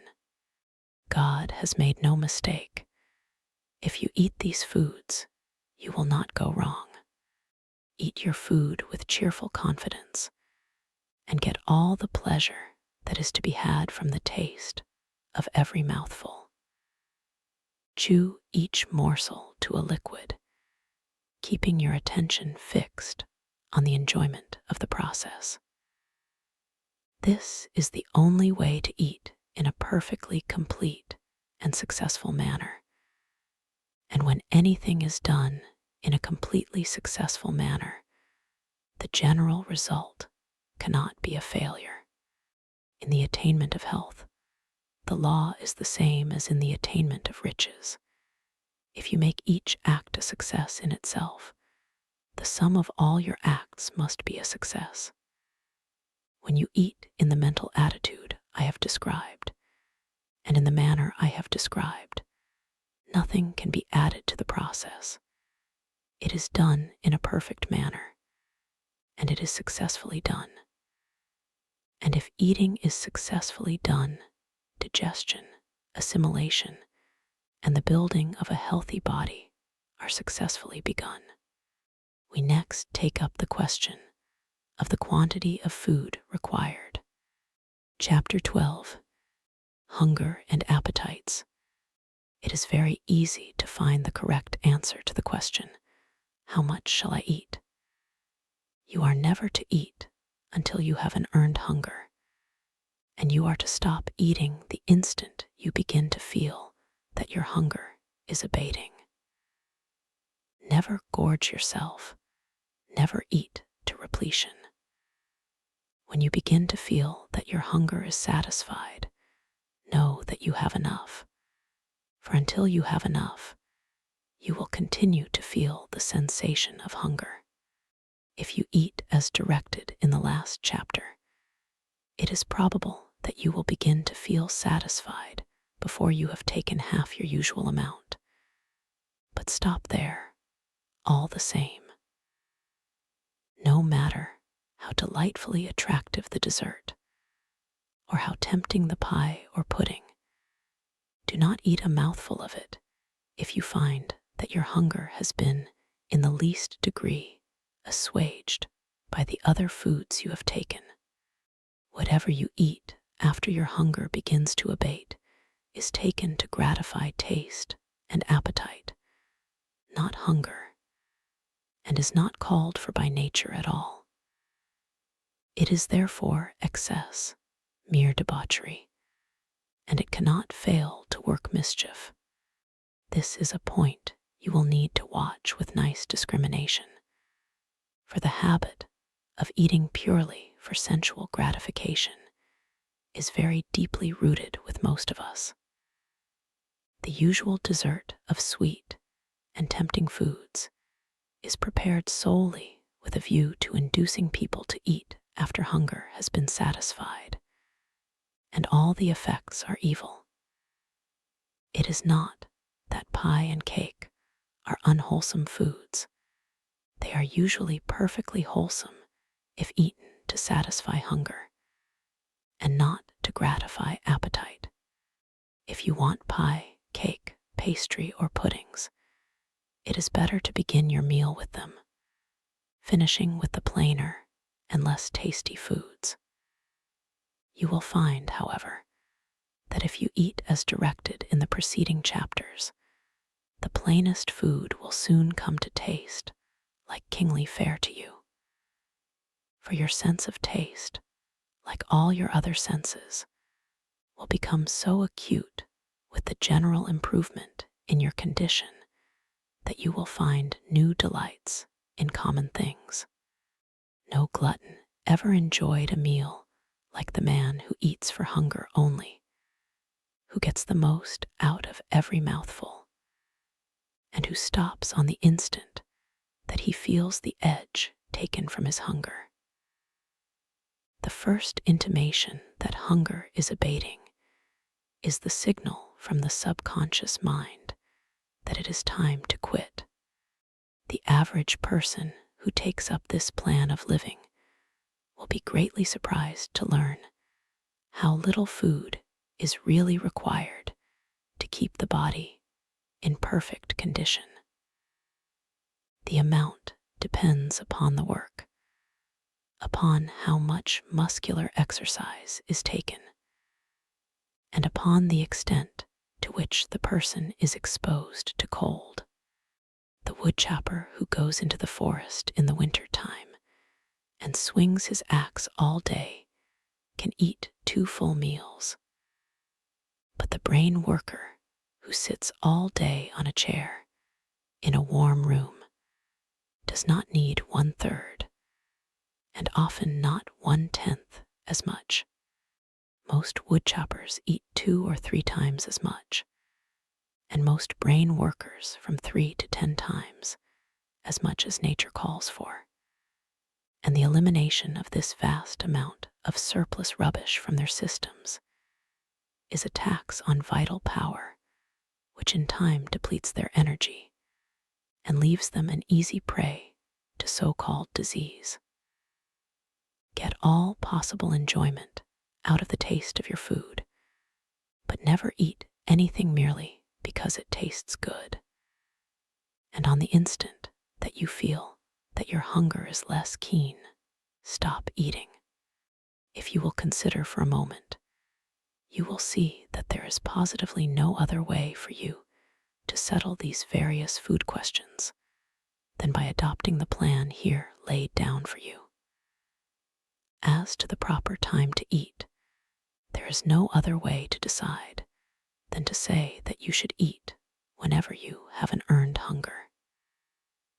It is a self-evident proposition that that is the right time to eat, and that any other is a wrong time to eat. As to what to eat, the eternal wisdom has decided that the masses of men shall eat the staple products of the zones in which they live. The staple foods of your particular zone are the right foods for you, and the eternal wisdom, working in and through the minds of the masses of men, has taught them how best to prepare these foods by cooking and otherwise. And as to how to eat, you know that you must chew your food. And if it must be chewed, then reason tells us that the more thorough and perfect the operation, the better. I repeat that success in anything is attained by making each separate act a success in itself. If you make each action, however small and unimportant, a thoroughly successful action, your day's work as a whole cannot result in failure. If you make the actions of each day successful, the sum total of your life cannot be failure. A great success is the result of doing a large number of little things and doing each one in a perfectly successful way. If every thought is a healthy thought, and if every action of your life is performed in a healthy way, you must soon attain to perfect health. It is impossible to devise a way in which you can perform the act of eating more successfully, and in a manner more in accord with the laws of life, than by chewing every mouthful to a liquid, enjoying the taste fully, and keeping a cheerful confidence the while. Nothing can be added to make the process more successful, while if anything be subtracted, the process will not be a completely healthy one.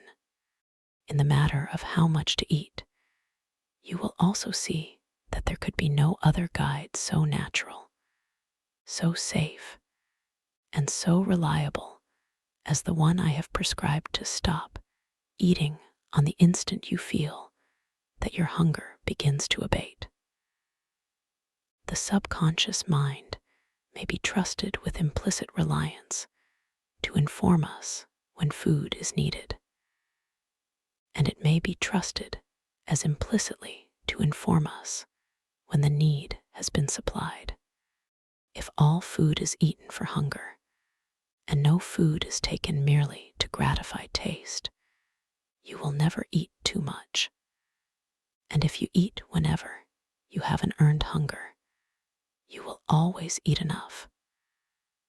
By reading carefully the summing up in the following chapter, you will see that the requirements for eating in a perfectly healthy way are really very few and simple. The matter of drinking in a natural way may be dismissed here with a very few words. If you wish to be exactly and rigidly scientific, drink nothing but water. Drink only when you are thirsty. Drink whenever you are thirsty, and stop as soon as you feel that your thirst begins to abate.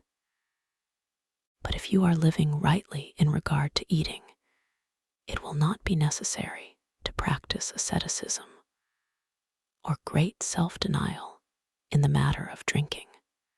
You can take an occasional cup of weak coffee without harm. You can, to a reasonable extent, follow the customs of those around you. Do not get the soda fountain habit. Do not drink merely to tickle your palate with sweet liquids.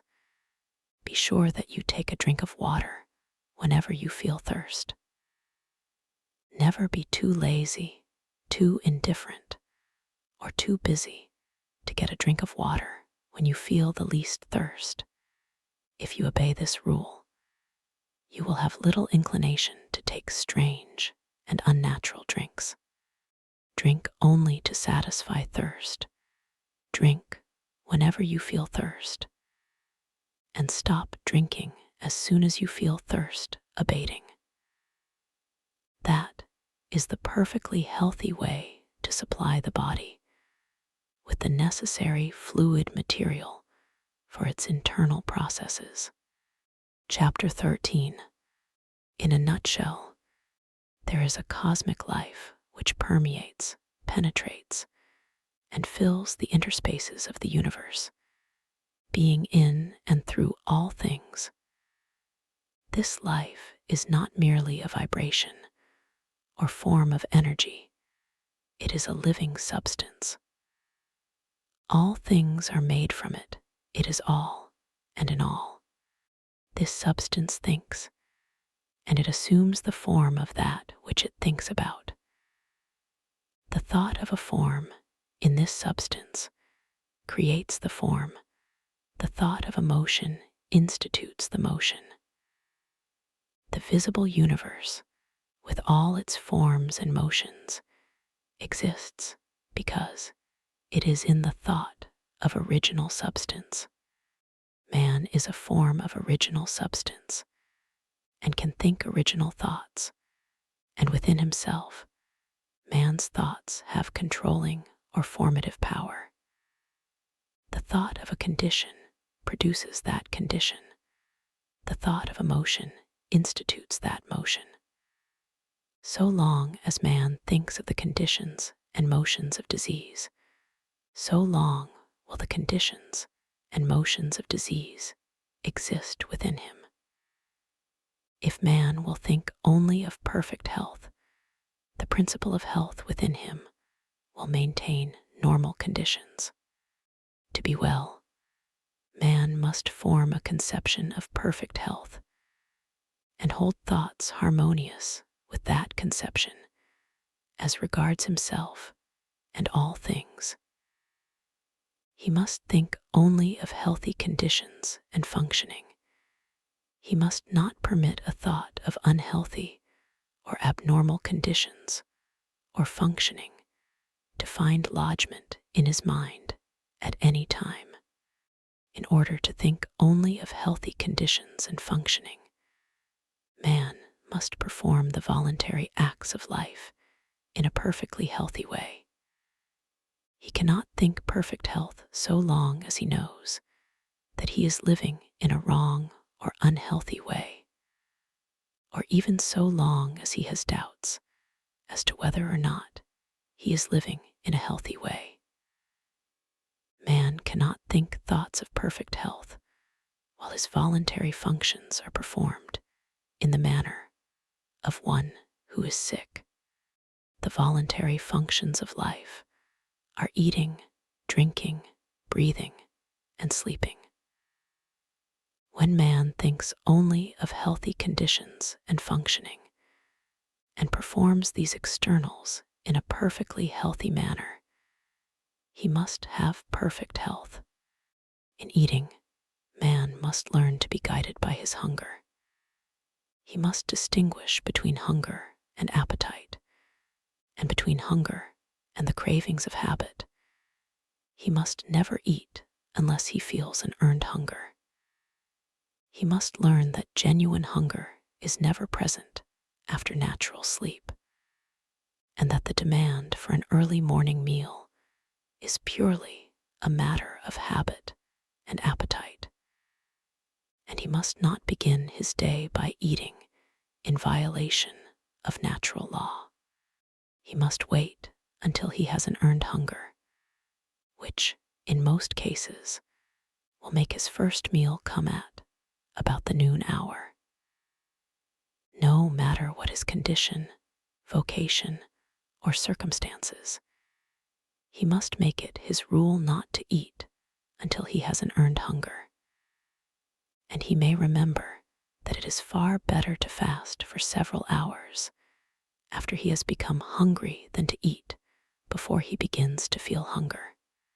It will not hurt you to go hungry for a few hours, even though you are working hard, but it will hurt you to fill your stomach when you are not hungry, whether you are working or not. If you never eat until you have an earned hunger, you may be certain that in so far as the time of eating is concerned, you are proceeding in a perfectly healthy way. This is a self-evident proposition. As to what he shall eat, man must be guided by that intelligence which has arranged that the people of any given portion of the earth's surface must live on the staple products of the zone which they inhabit. Have faith in God and ignore food science of every kind. Do not pay the slightest attention to the controversies as to the relative merits of cooked and raw foods, of vegetables and meats, or as to your need for carbohydrates and proteins. Eat only when you have an earned hunger, and then take the common foods of the masses of the people in the zone in which you live, and have perfect confidence that the results will be good. They will be. Do not seek for luxuries, or for things imported or fixed up to tempt the taste. Stick to the plain solids, and when these do not taste good, fast until they do. Do not seek for light foods, for easily digestible, or healthy foods. Eat what the farmers and working men eat.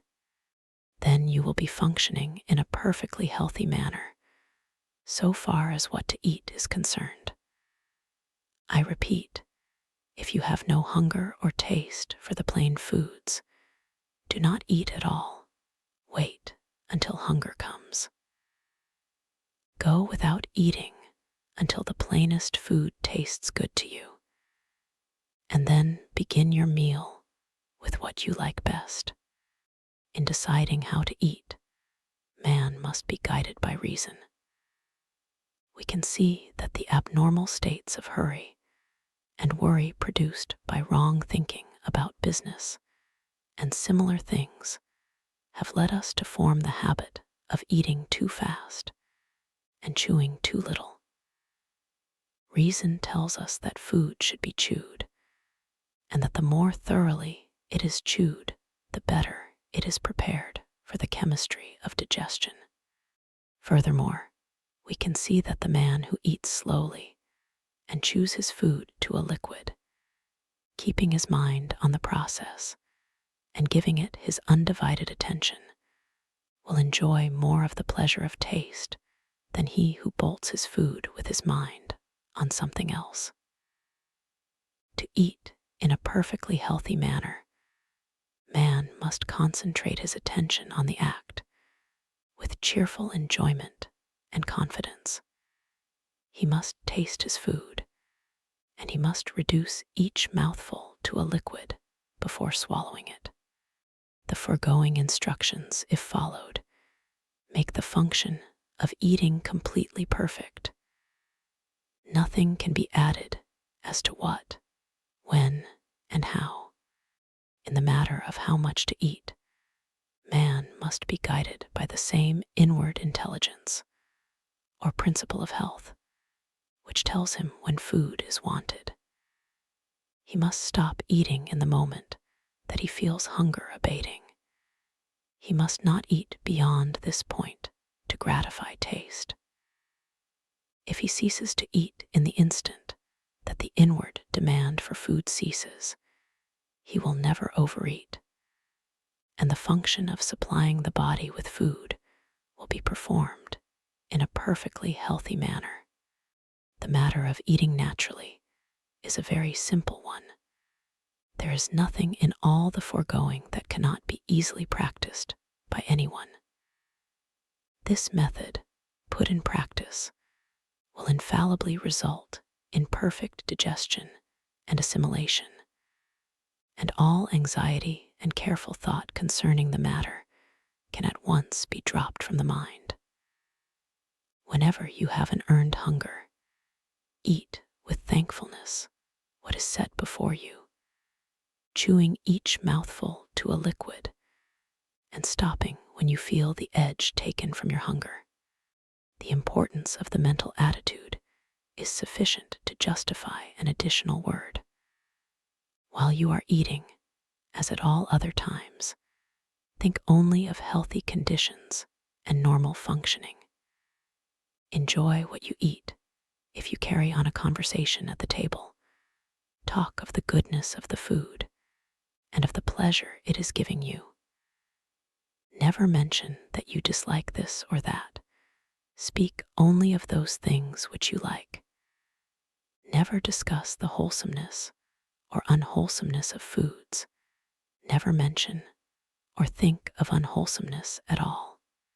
If there is anything on the table for which you do not care, pass it by in silence, or with a word of commendation. Never criticize or object to anything.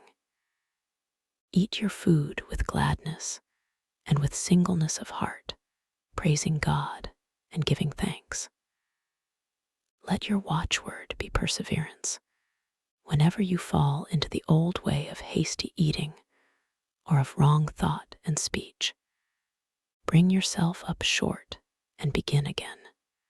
It is of the most vital importance to you that you should be a self-controlling and self-directing person, and you can never hope to become so unless you can master yourself in so simple and fundamental a matter as the manner and method of your eating. If you cannot control yourself in this, you cannot control yourself in anything that will be worthwhile. On the other hand, if you carry out the foregoing instructions, you may rest in the assurance that in so far as right thinking and right eating are concerned, you are living in a perfectly scientific way. And you may also be assured that if you practice what is prescribed in the following chapters, you will quickly build your body into a condition of perfect health. Chapter 14. Breathing. The function of breathing is a vital one, and it immediately concerns the continuance of life. We can live many hours without sleeping, and many days without eating or drinking, but only a few minutes without breathing. The act of breathing is involuntary, but the manner of it and the provision of the proper conditions for its healthy performance falls within the scope of volition. Man will continue to breathe involuntarily, but he can voluntarily determine what he shall breathe and how deeply and thoroughly he shall breathe. And he can, of his own volition, keep the physical mechanism in condition for the perfect performance of the function.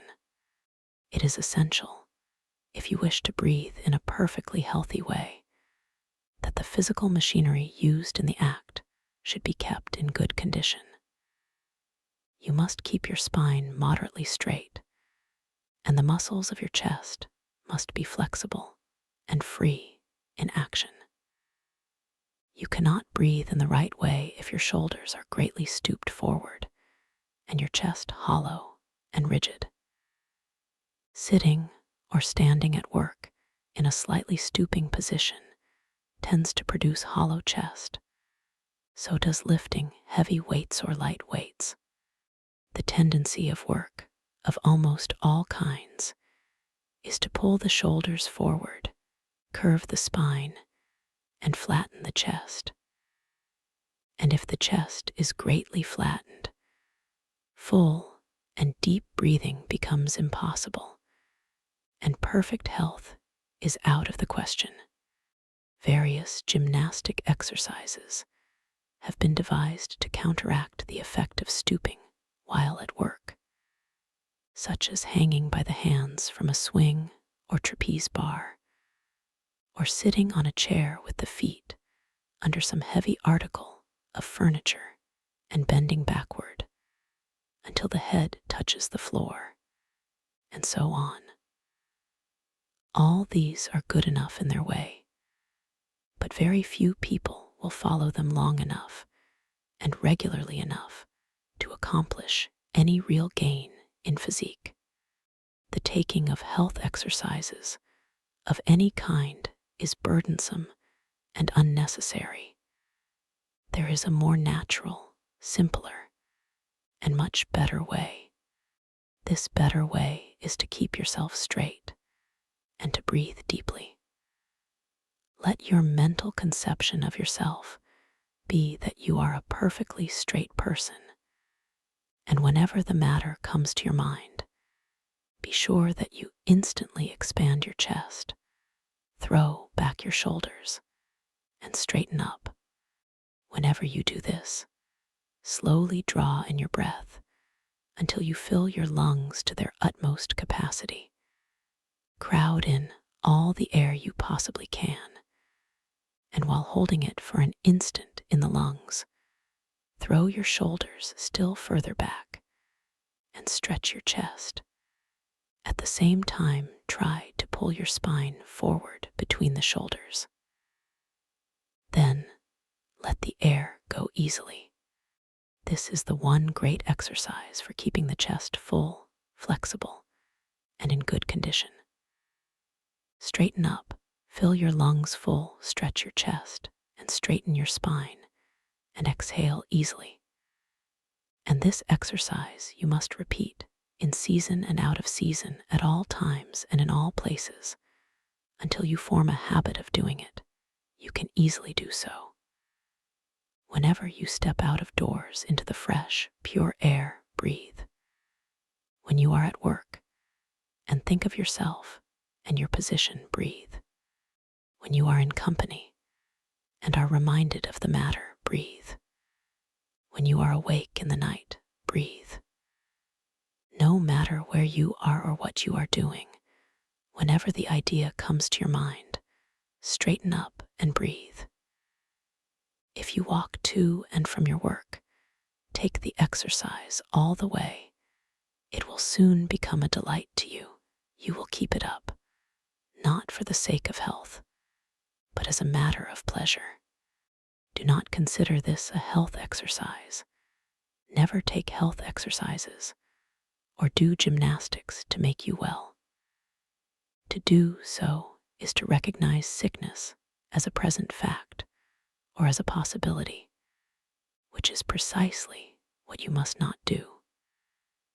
The people who are always taking exercises for their health are always thinking about being sick.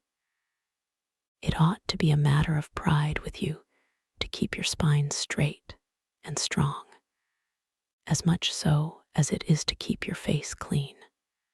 Keep your spine straight and your chest full and flexible for the same reason that you keep your hands clean and your nails manicured, because it is slovenly to do otherwise. Do it without a thought of sickness, present or possible. You must either be crooked and unsightly, or you must be straight. And if you are straight, your breathing will take care of itself. You will find the matter of health exercises referred to again in a future chapter. It is essential, however, that you should breathe air. It appears to be the intention of nature that the lungs should receive air containing its regular percentage of oxygen and not greatly contaminated by other gases or by filth of any kind. Do not allow yourself to think that you are compelled to live or work where the air is not fit to breathe. If your house cannot be properly ventilated, move. And if you are employed where the air is bad, get another job. You can, by practicing the methods given in the preceding volume of this series, The Science of Getting Rich. If no one would consent to work in bad air, employers would speedily see to it that all workrooms were properly ventilated. The worst air is that from which the oxygen has been exhausted by breathing, as that of churches and theaters, where crowds of people congregate, and the outlet and supply of air are poor.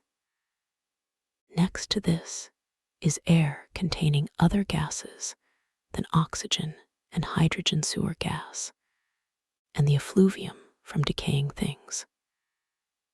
Air that is heavily charged with dust or particles of organic matter may be endured better than any of these.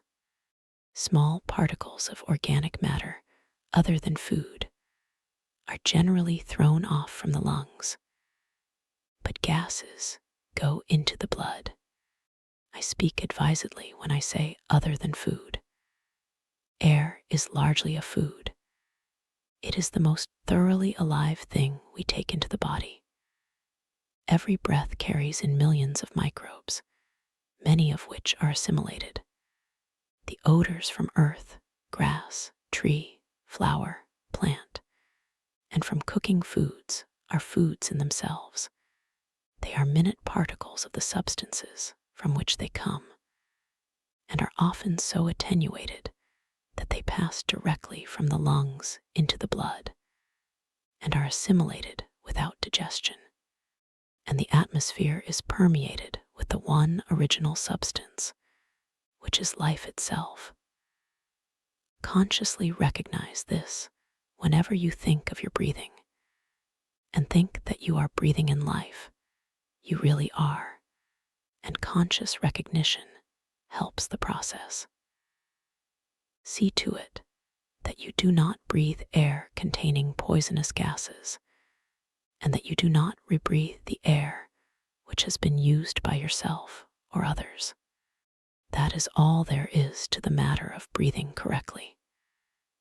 Keep your spine straight and your chest flexible, and breathe pure air, recognizing with thankfulness the fact that you breathe in the eternal life. That is not difficult, and beyond these things give little thought to your breathing, except to thank God that you have learned how to do it perfectly. Chapter 15. Sleep. Vital power is renewed in sleep. Every living thing sleeps. Men, animals, reptiles, fish, and insects sleep, and even plants have regular periods of slumber. And this is because it is in sleep that we come into such contact with the principle of life in nature that our own lives may be renewed. It is in sleep that the brain of man is recharged with vital energy, and the principle of health within him is given new strength. It is of the first importance, then, that we should sleep in a natural, normal, and perfectly healthy manner. Studying sleep, we note that the breathing is much deeper and more forcible and rhythmic than in the waking state. Much more air is inspired when asleep than when awake, and this tells us that the principle of health requires large quantities of some element in the atmosphere for the process of renewal. If you would surround sleep with natural conditions, then the first step is to see that you have an unlimited supply of fresh and pure air to breathe. Physicians have found that sleeping in the pure air of out of doors is very efficacious in the treatment of pulmonary troubles. And taken in connection with the way of living and thinking prescribed in this book, you will find that it is just as efficacious in curing every other sort of trouble. Do not take any halfway measures in this matter of securing pure air while you sleep. Ventilate your bedroom thoroughly, so thoroughly that it will be practically the same as sleeping out of doors. Have a door or window open wide. Have one open on each side of the room, if possible. If you cannot have a good draft of air across the room, pull the head of your bed close to the open window so that the air from without may come fully into your face. No matter how cold or unpleasant the weather, have a window open and open wide, and try to get a circulation of pure air through the room. Pile on the bedclothes, if necessary, to keep you warm, but have an unlimited supply of fresh air from out of doors. This is the first great requisite for healthy sleep. The brain and nerve centers cannot be thoroughly vitalized if you sleep in dead or stagnant air. You must have the living atmosphere, vital with nature's principle of life. I repeat, do not make any compromise in this matter. Ventilate your sleeping room completely and see that there is a circulation of outdoor air through it while you sleep. You are not sleeping in a perfectly healthy way if you shut the doors and windows of your sleeping room, whether in winter or summer. Have fresh air. If you are where there is no fresh air, move. If your bedroom cannot be ventilated, get into another house. Next in importance is the mental attitude in which you go to sleep. It is well to sleep intelligently, purposefully, knowing what you do it for. Lie down thinking that sleep is an infallible vitalizer, and go to sleep with a confident faith that your strength is to be renewed, that you will awake full of vitality and health. Put purpose into your sleep as you do into your eating. Give the matter your attention for a few minutes as you go to rest. Do not seek your couch with a discouraged or depressed feeling. Go there joyously to be made whole. Do not forget the exercise of gratitude in going to sleep. Before you close your eyes, give thanks to God for having shown you the way to perfect health, and go to sleep with this grateful thought uppermost in your mind. A bedtime prayer of thanksgiving is a mighty good thing. It puts the principle of health within you into communication with its source, from which it is to receive new power while you are in the silence of unconsciousness. You may see that the requirements for perfectly healthy sleep are not difficult. First, to see that you breathe pure air from out of doors while you sleep. And second, to put the within into touch with the living substance by a few minutes of grateful meditation as you go to bed. Observe these requirements. Go to sleep in a thankful and confident frame of mind, and all will be well. If you have insomnia, do not let it worry you. While you lie awake, form your conception of health. Meditate with thankfulness on the abundant life, which is yours. Breathe and feel perfectly confident that you will sleep in due time. And you will. Insomnia, like every other ailment, must give way before the principle of health, aroused to full constructive activity by the course of thought and action herein described. The reader will now comprehend that it is not at all burdensome or disagreeable to perform the voluntary functions of life in a perfectly healthy way. The perfectly healthy way is the easiest, simplest, most natural, and most pleasant way. The cultivation of health is not a work of art, difficulty, or strenuous labor. You have only to lay aside artificial observances of every kind and eat, drink, breathe, and sleep in the most natural and delightful way. And if you do this, thinking health and only health, you will certainly be well. Chapter 16. Supplementary Instructions. In forming a conception of health, it is necessary to think of the manner in which you would live and work if you were perfectly well and very strong. To imagine yourself doing things in the way of a perfectly well and very strong person until you have a fairly good conception of what you would be if you were well.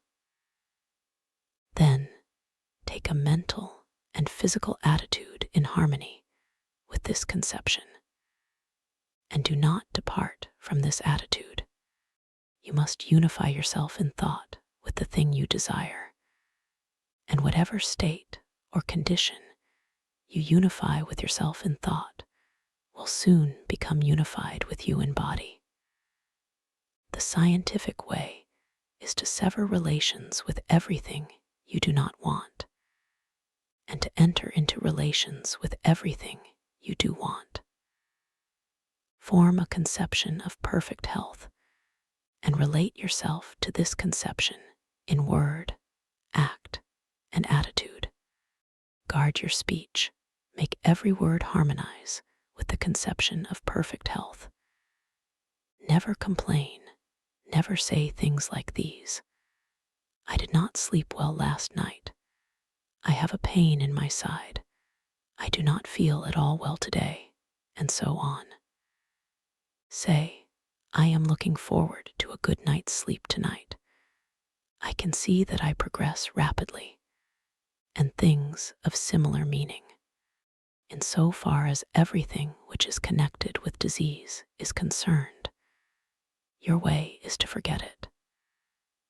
And in so far as everything which is connected with health is concerned, your way is to unify yourself with it in thought and speech. This is the whole thing in a nutshell. Make yourself one with health in thought, word, and action. And do not connect yourself with sickness either by thought, word, or action. Do not read doctor books or medical literature, or the literature of those whose theories conflict with those herein set forth. To do so will certainly undermine your faith in the way of living upon which you have entered, and cause you to again come into mental relations with disease. This book really gives you all that is required. Nothing essential has been omitted, and practically all the superfluous has been eliminated. The science of being well is an exact science. Like arithmetic, nothing can be added to the fundamental principles, and if anything be taken from them, a failure will result. If you follow strictly the way of living prescribed in this book, you will be well, and you certainly can follow this way, both in thought and action. Relate not only yourself, but so far as possible all others in your thoughts to perfect health. Do not sympathize with people when they complain, or even when they are sick and suffering. Turn their thoughts into a constructive channel if you can. Do all you can for their relief, but do it with the health thought in your mind. Do not let people tell their woes and catalog their symptoms to you. Turn the conversation to some other subject, or excuse yourself and go. Better be considered an unfeeling person than to have the disease thought forced upon you. When you are in company of people whose conversational stock in trade is sickness and kindred matters, ignore what they say and fall to offering a mental prayer of gratitude for your perfect health. And if that does not enable you to shut out their thoughts, say goodbye and leave them. No matter what they think or say, politeness does not require you to permit yourself to be poisoned by diseased or perverted thought. when we have a few more hundreds of thousands of enlightened thinkers who will not stay where people complain and talk sickness, the world will advance rapidly toward health. When you let people talk to you of sickness, you assist them to increase and multiply sickness. What shall I do when I am in pain? Can one be in actual physical suffering and still think only thoughts of health? Yes, do not resist pain. Recognize that it is a good thing.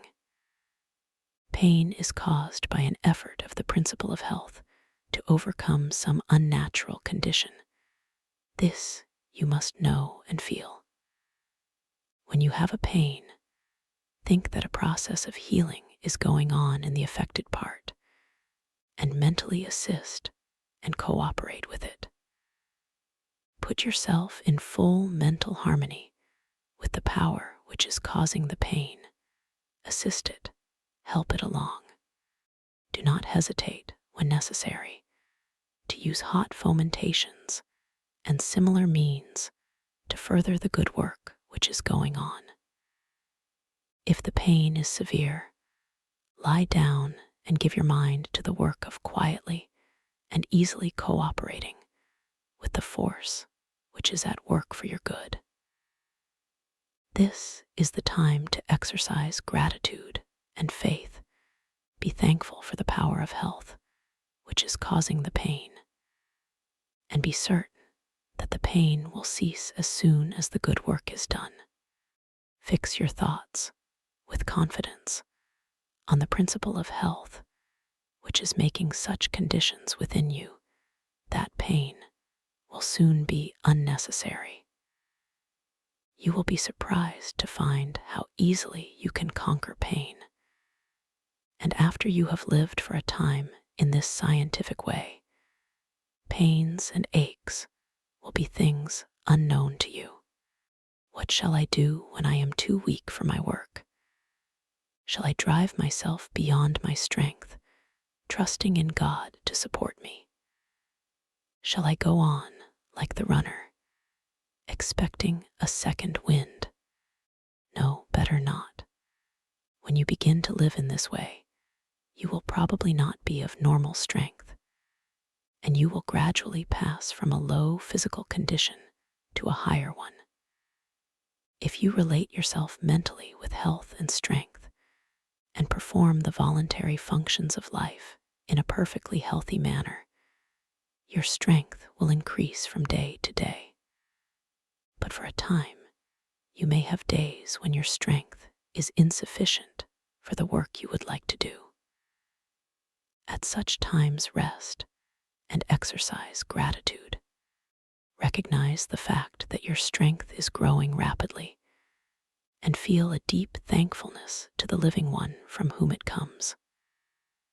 Spend an hour of weakness in thanksgiving and rest, with full faith that great strength is at hand, and then get up and go on again. While you rest, do not think of your present weakness. Think of the strength that is coming.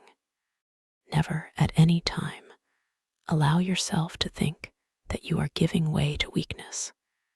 When you rest, as when you go to sleep, fix your mind on the principle of health, which is building you into complete strength. What shall I do about that great bugaboo, which scares millions of people to death every year? Constipation. Do nothing. Read Horace Fletcher on the ABC or our own nutrition, and get the full force of his explanation of the fact that when you live on this scientific plan, you need not, and indeed cannot, have an evacuation of the bowels every day, and that an operation in from once in 3 days to once in 2 weeks is quite sufficient for perfect health. The gross feeders who eat from 3 to 10 times as much as can be utilized in their systems have a great amount of waste to eliminate. But if you live in the manner we have described, it will be otherwise with you. If you eat only when you have an earned hunger, and chew every mouthful to a liquid, and if you stop eating the instant you begin to be conscious of an abatement of your hunger, you will so perfectly prepare your food for digestion and assimilation that practically all of it will be taken up by the absorbents, and there will be little, almost nothing remaining in the bowels to be excreted.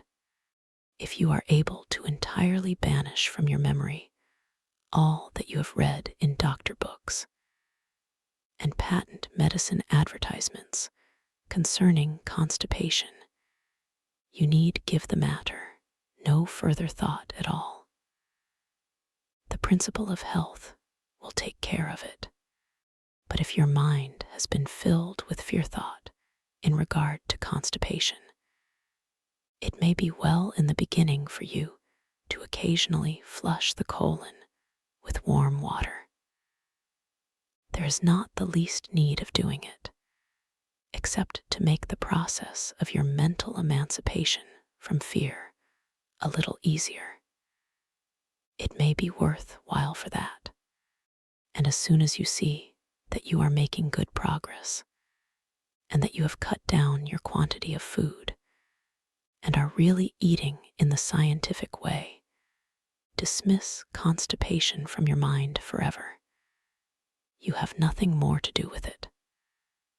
Put your trust in that principle within you, which has the power to give you perfect health, related by your reverent gratitude to the principle of life, which is all power, and go on your way rejoicing. What about exercise? Every one is the better for a little all-round use of the muscles every day. And the best way to get this is to do it by engaging in some form of play or amusement. Get your exercise in the natural way, as recreation, not as a forced stunt for health's sake alone. Ride a horse or a bicycle, play tennis or 10 pins, or toss a ball. Have some avocation like gardening, in which you can spend an hour every day with pleasure and profit. There are 1,000 ways in which you can get exercise enough to keep your body supple and your circulation good, and yet not fall into the rut of exercising for your health. Exercise for fun or profit. Exercise because you are too healthy to sit still, and not because you wish to become healthy or to remain so. Are long continued fasts necessary? Seldom, if ever. The principle of health does not often require 20, 30, or 40 days to get ready for action. Under normal conditions, hunger will come in much less time. In most long fasts, the reason hunger does not come sooner is because it has been inhibited by the patient himself. He begins the fast with the fear, if not actually with the hope, that it will be many days before hunger comes. The literature he has read on the subject has prepared him to expect a long fast, and he is grimly determined to go to a finish, let the time be as long as it will. And the subconscious mind, under the influence of powerful and positive suggestion, suspends hunger. When, for any reason, nature takes away your hunger, go cheerfully on with your usual work, and do not eat until she gives it back. No matter if it is 2, 3, 10 days, or longer. You may be perfectly sure that when it is time for you to eat, you will be hungry. And if you are cheerfully confident and keep your faith in health, you will suffer from no weakness or discomfort caused by abstinence. When you are not hungry, You will feel stronger, happier, and more comfortable if you do not eat than you will if you do eat, no matter how long the fast. And if you live in the scientific way described in this book, you will never have to take long fasts. You will seldom miss a meal, and you will enjoy your meals more than ever before in your life. Get an earned hunger before you eat, and whenever you get an earned hunger, eat. Chapter 17. A summary of the science of being well.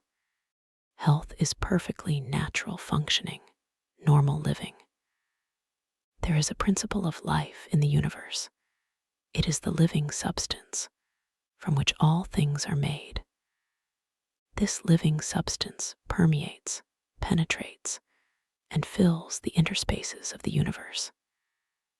In its invisible state, it is in and through all forms, and yet all forms are made of it.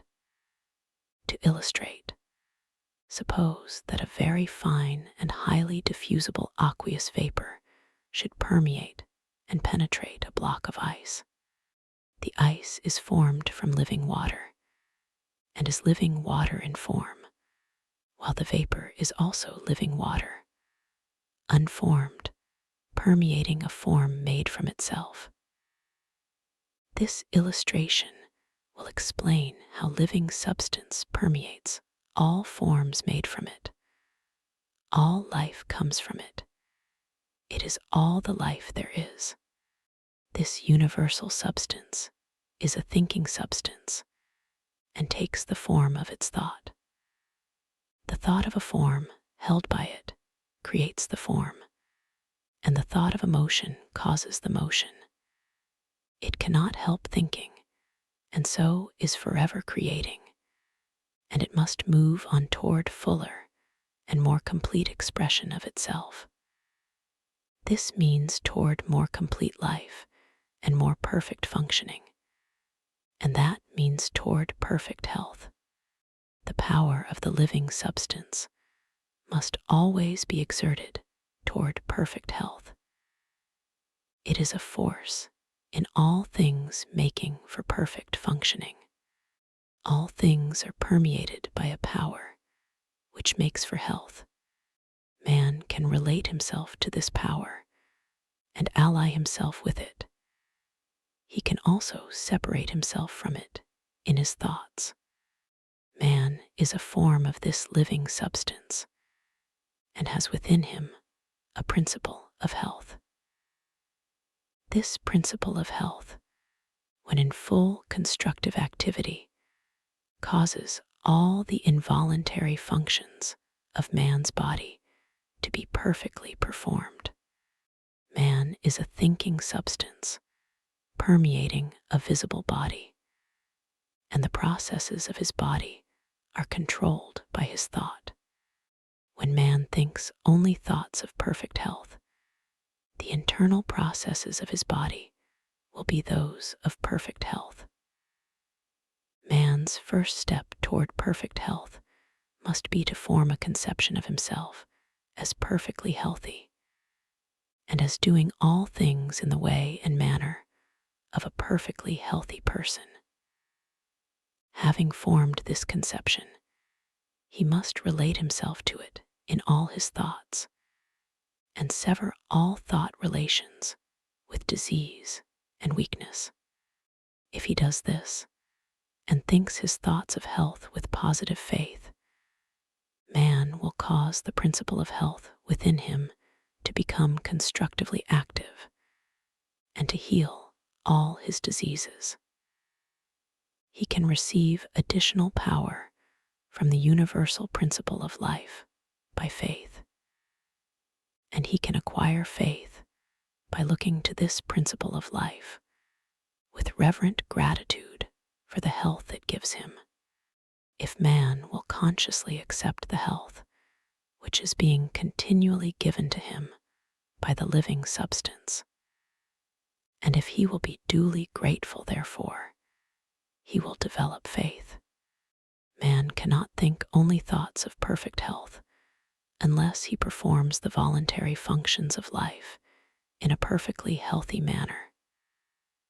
These voluntary functions are eating, drinking, breathing, and sleeping. If man thinks only thoughts of health, has faith in health, and eats, drinks, breathes, and sleeps in a perfectly healthy way, he must have perfect health. Health is the result of thinking and acting in a certain way. And if a sick man begins to think and act in this way, the principle of health within him will come into constructive activity and heal all his diseases.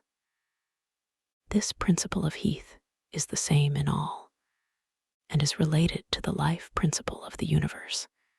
It is able to heal every disease and will come into activity whenever man thinks and acts in accordance with the science of being well. Therefore, every man can attain to perfect health. The science of being well and getting rich right is further elucidated in the Nautilus magazine, published monthly for the express purpose of making the man and woman who can do what they will to do. It abounds in practical ideas and in the bright inspiration that impels you to use the ideas. Use it as first aid. The Nautilus teaches and inspires health, wealth, and happiness in all departments of life. Wallace D. Wattles, who wrote this book, teaches constructive science in every number of the magazine. How to think so as to promote yourself in health and success is what you want to know. He teaches it. Elizabeth Town and William E. Town teach it too. They are the editors and owners of the Nautilus, and their success is worth knowing about and learning from. There are many splendid contributors to the Nautilus: Ella Wheeler Wilcox, Edwin Markham, Thomas Dreyer, Adelaide Keene, Grace MacGowan Cook, and Florence Morse Kingsley among them. Get in touch with health and success, and with happy and successful people through the Nautilus. There is a family counsel department where Elizabeth Town answers personal problems for those who ask. In the success department, everybody is invited to say his say, and prizes are given for best letters. Don't miss Wallace D. Wattles' great new serial story, As a Grain of Mustard Seed, which begins in an early number of the magazine. Send $1 for a year's subscription to the Nautilus, with a copy of Making the Man Who Can and Marital Unrest, a new remedy, both by Wallace D. Wattles. Or send 10 cents for a 3-month trial and a copy of Marital Unrest. Do you want more books on health and success? Read Wallace D. Wattles' Science of Getting Rich and Bruce McClelland's Prosperity Through Thought Force, to which Ella Wheeler Wilcox gave nearly a page of space in the New York Journal. And read Health and Wealth from Within by William E. Town and Practical Methods for Self-Development by Elizabeth Town. Price of these books, $1 each, all 4 for $3.50. And don't you want to read Wallace D. Wattles' New Science of Living and Healing? Price 50 cents. Address Elizabeth Town, Department, Th. Holyoke, Mass.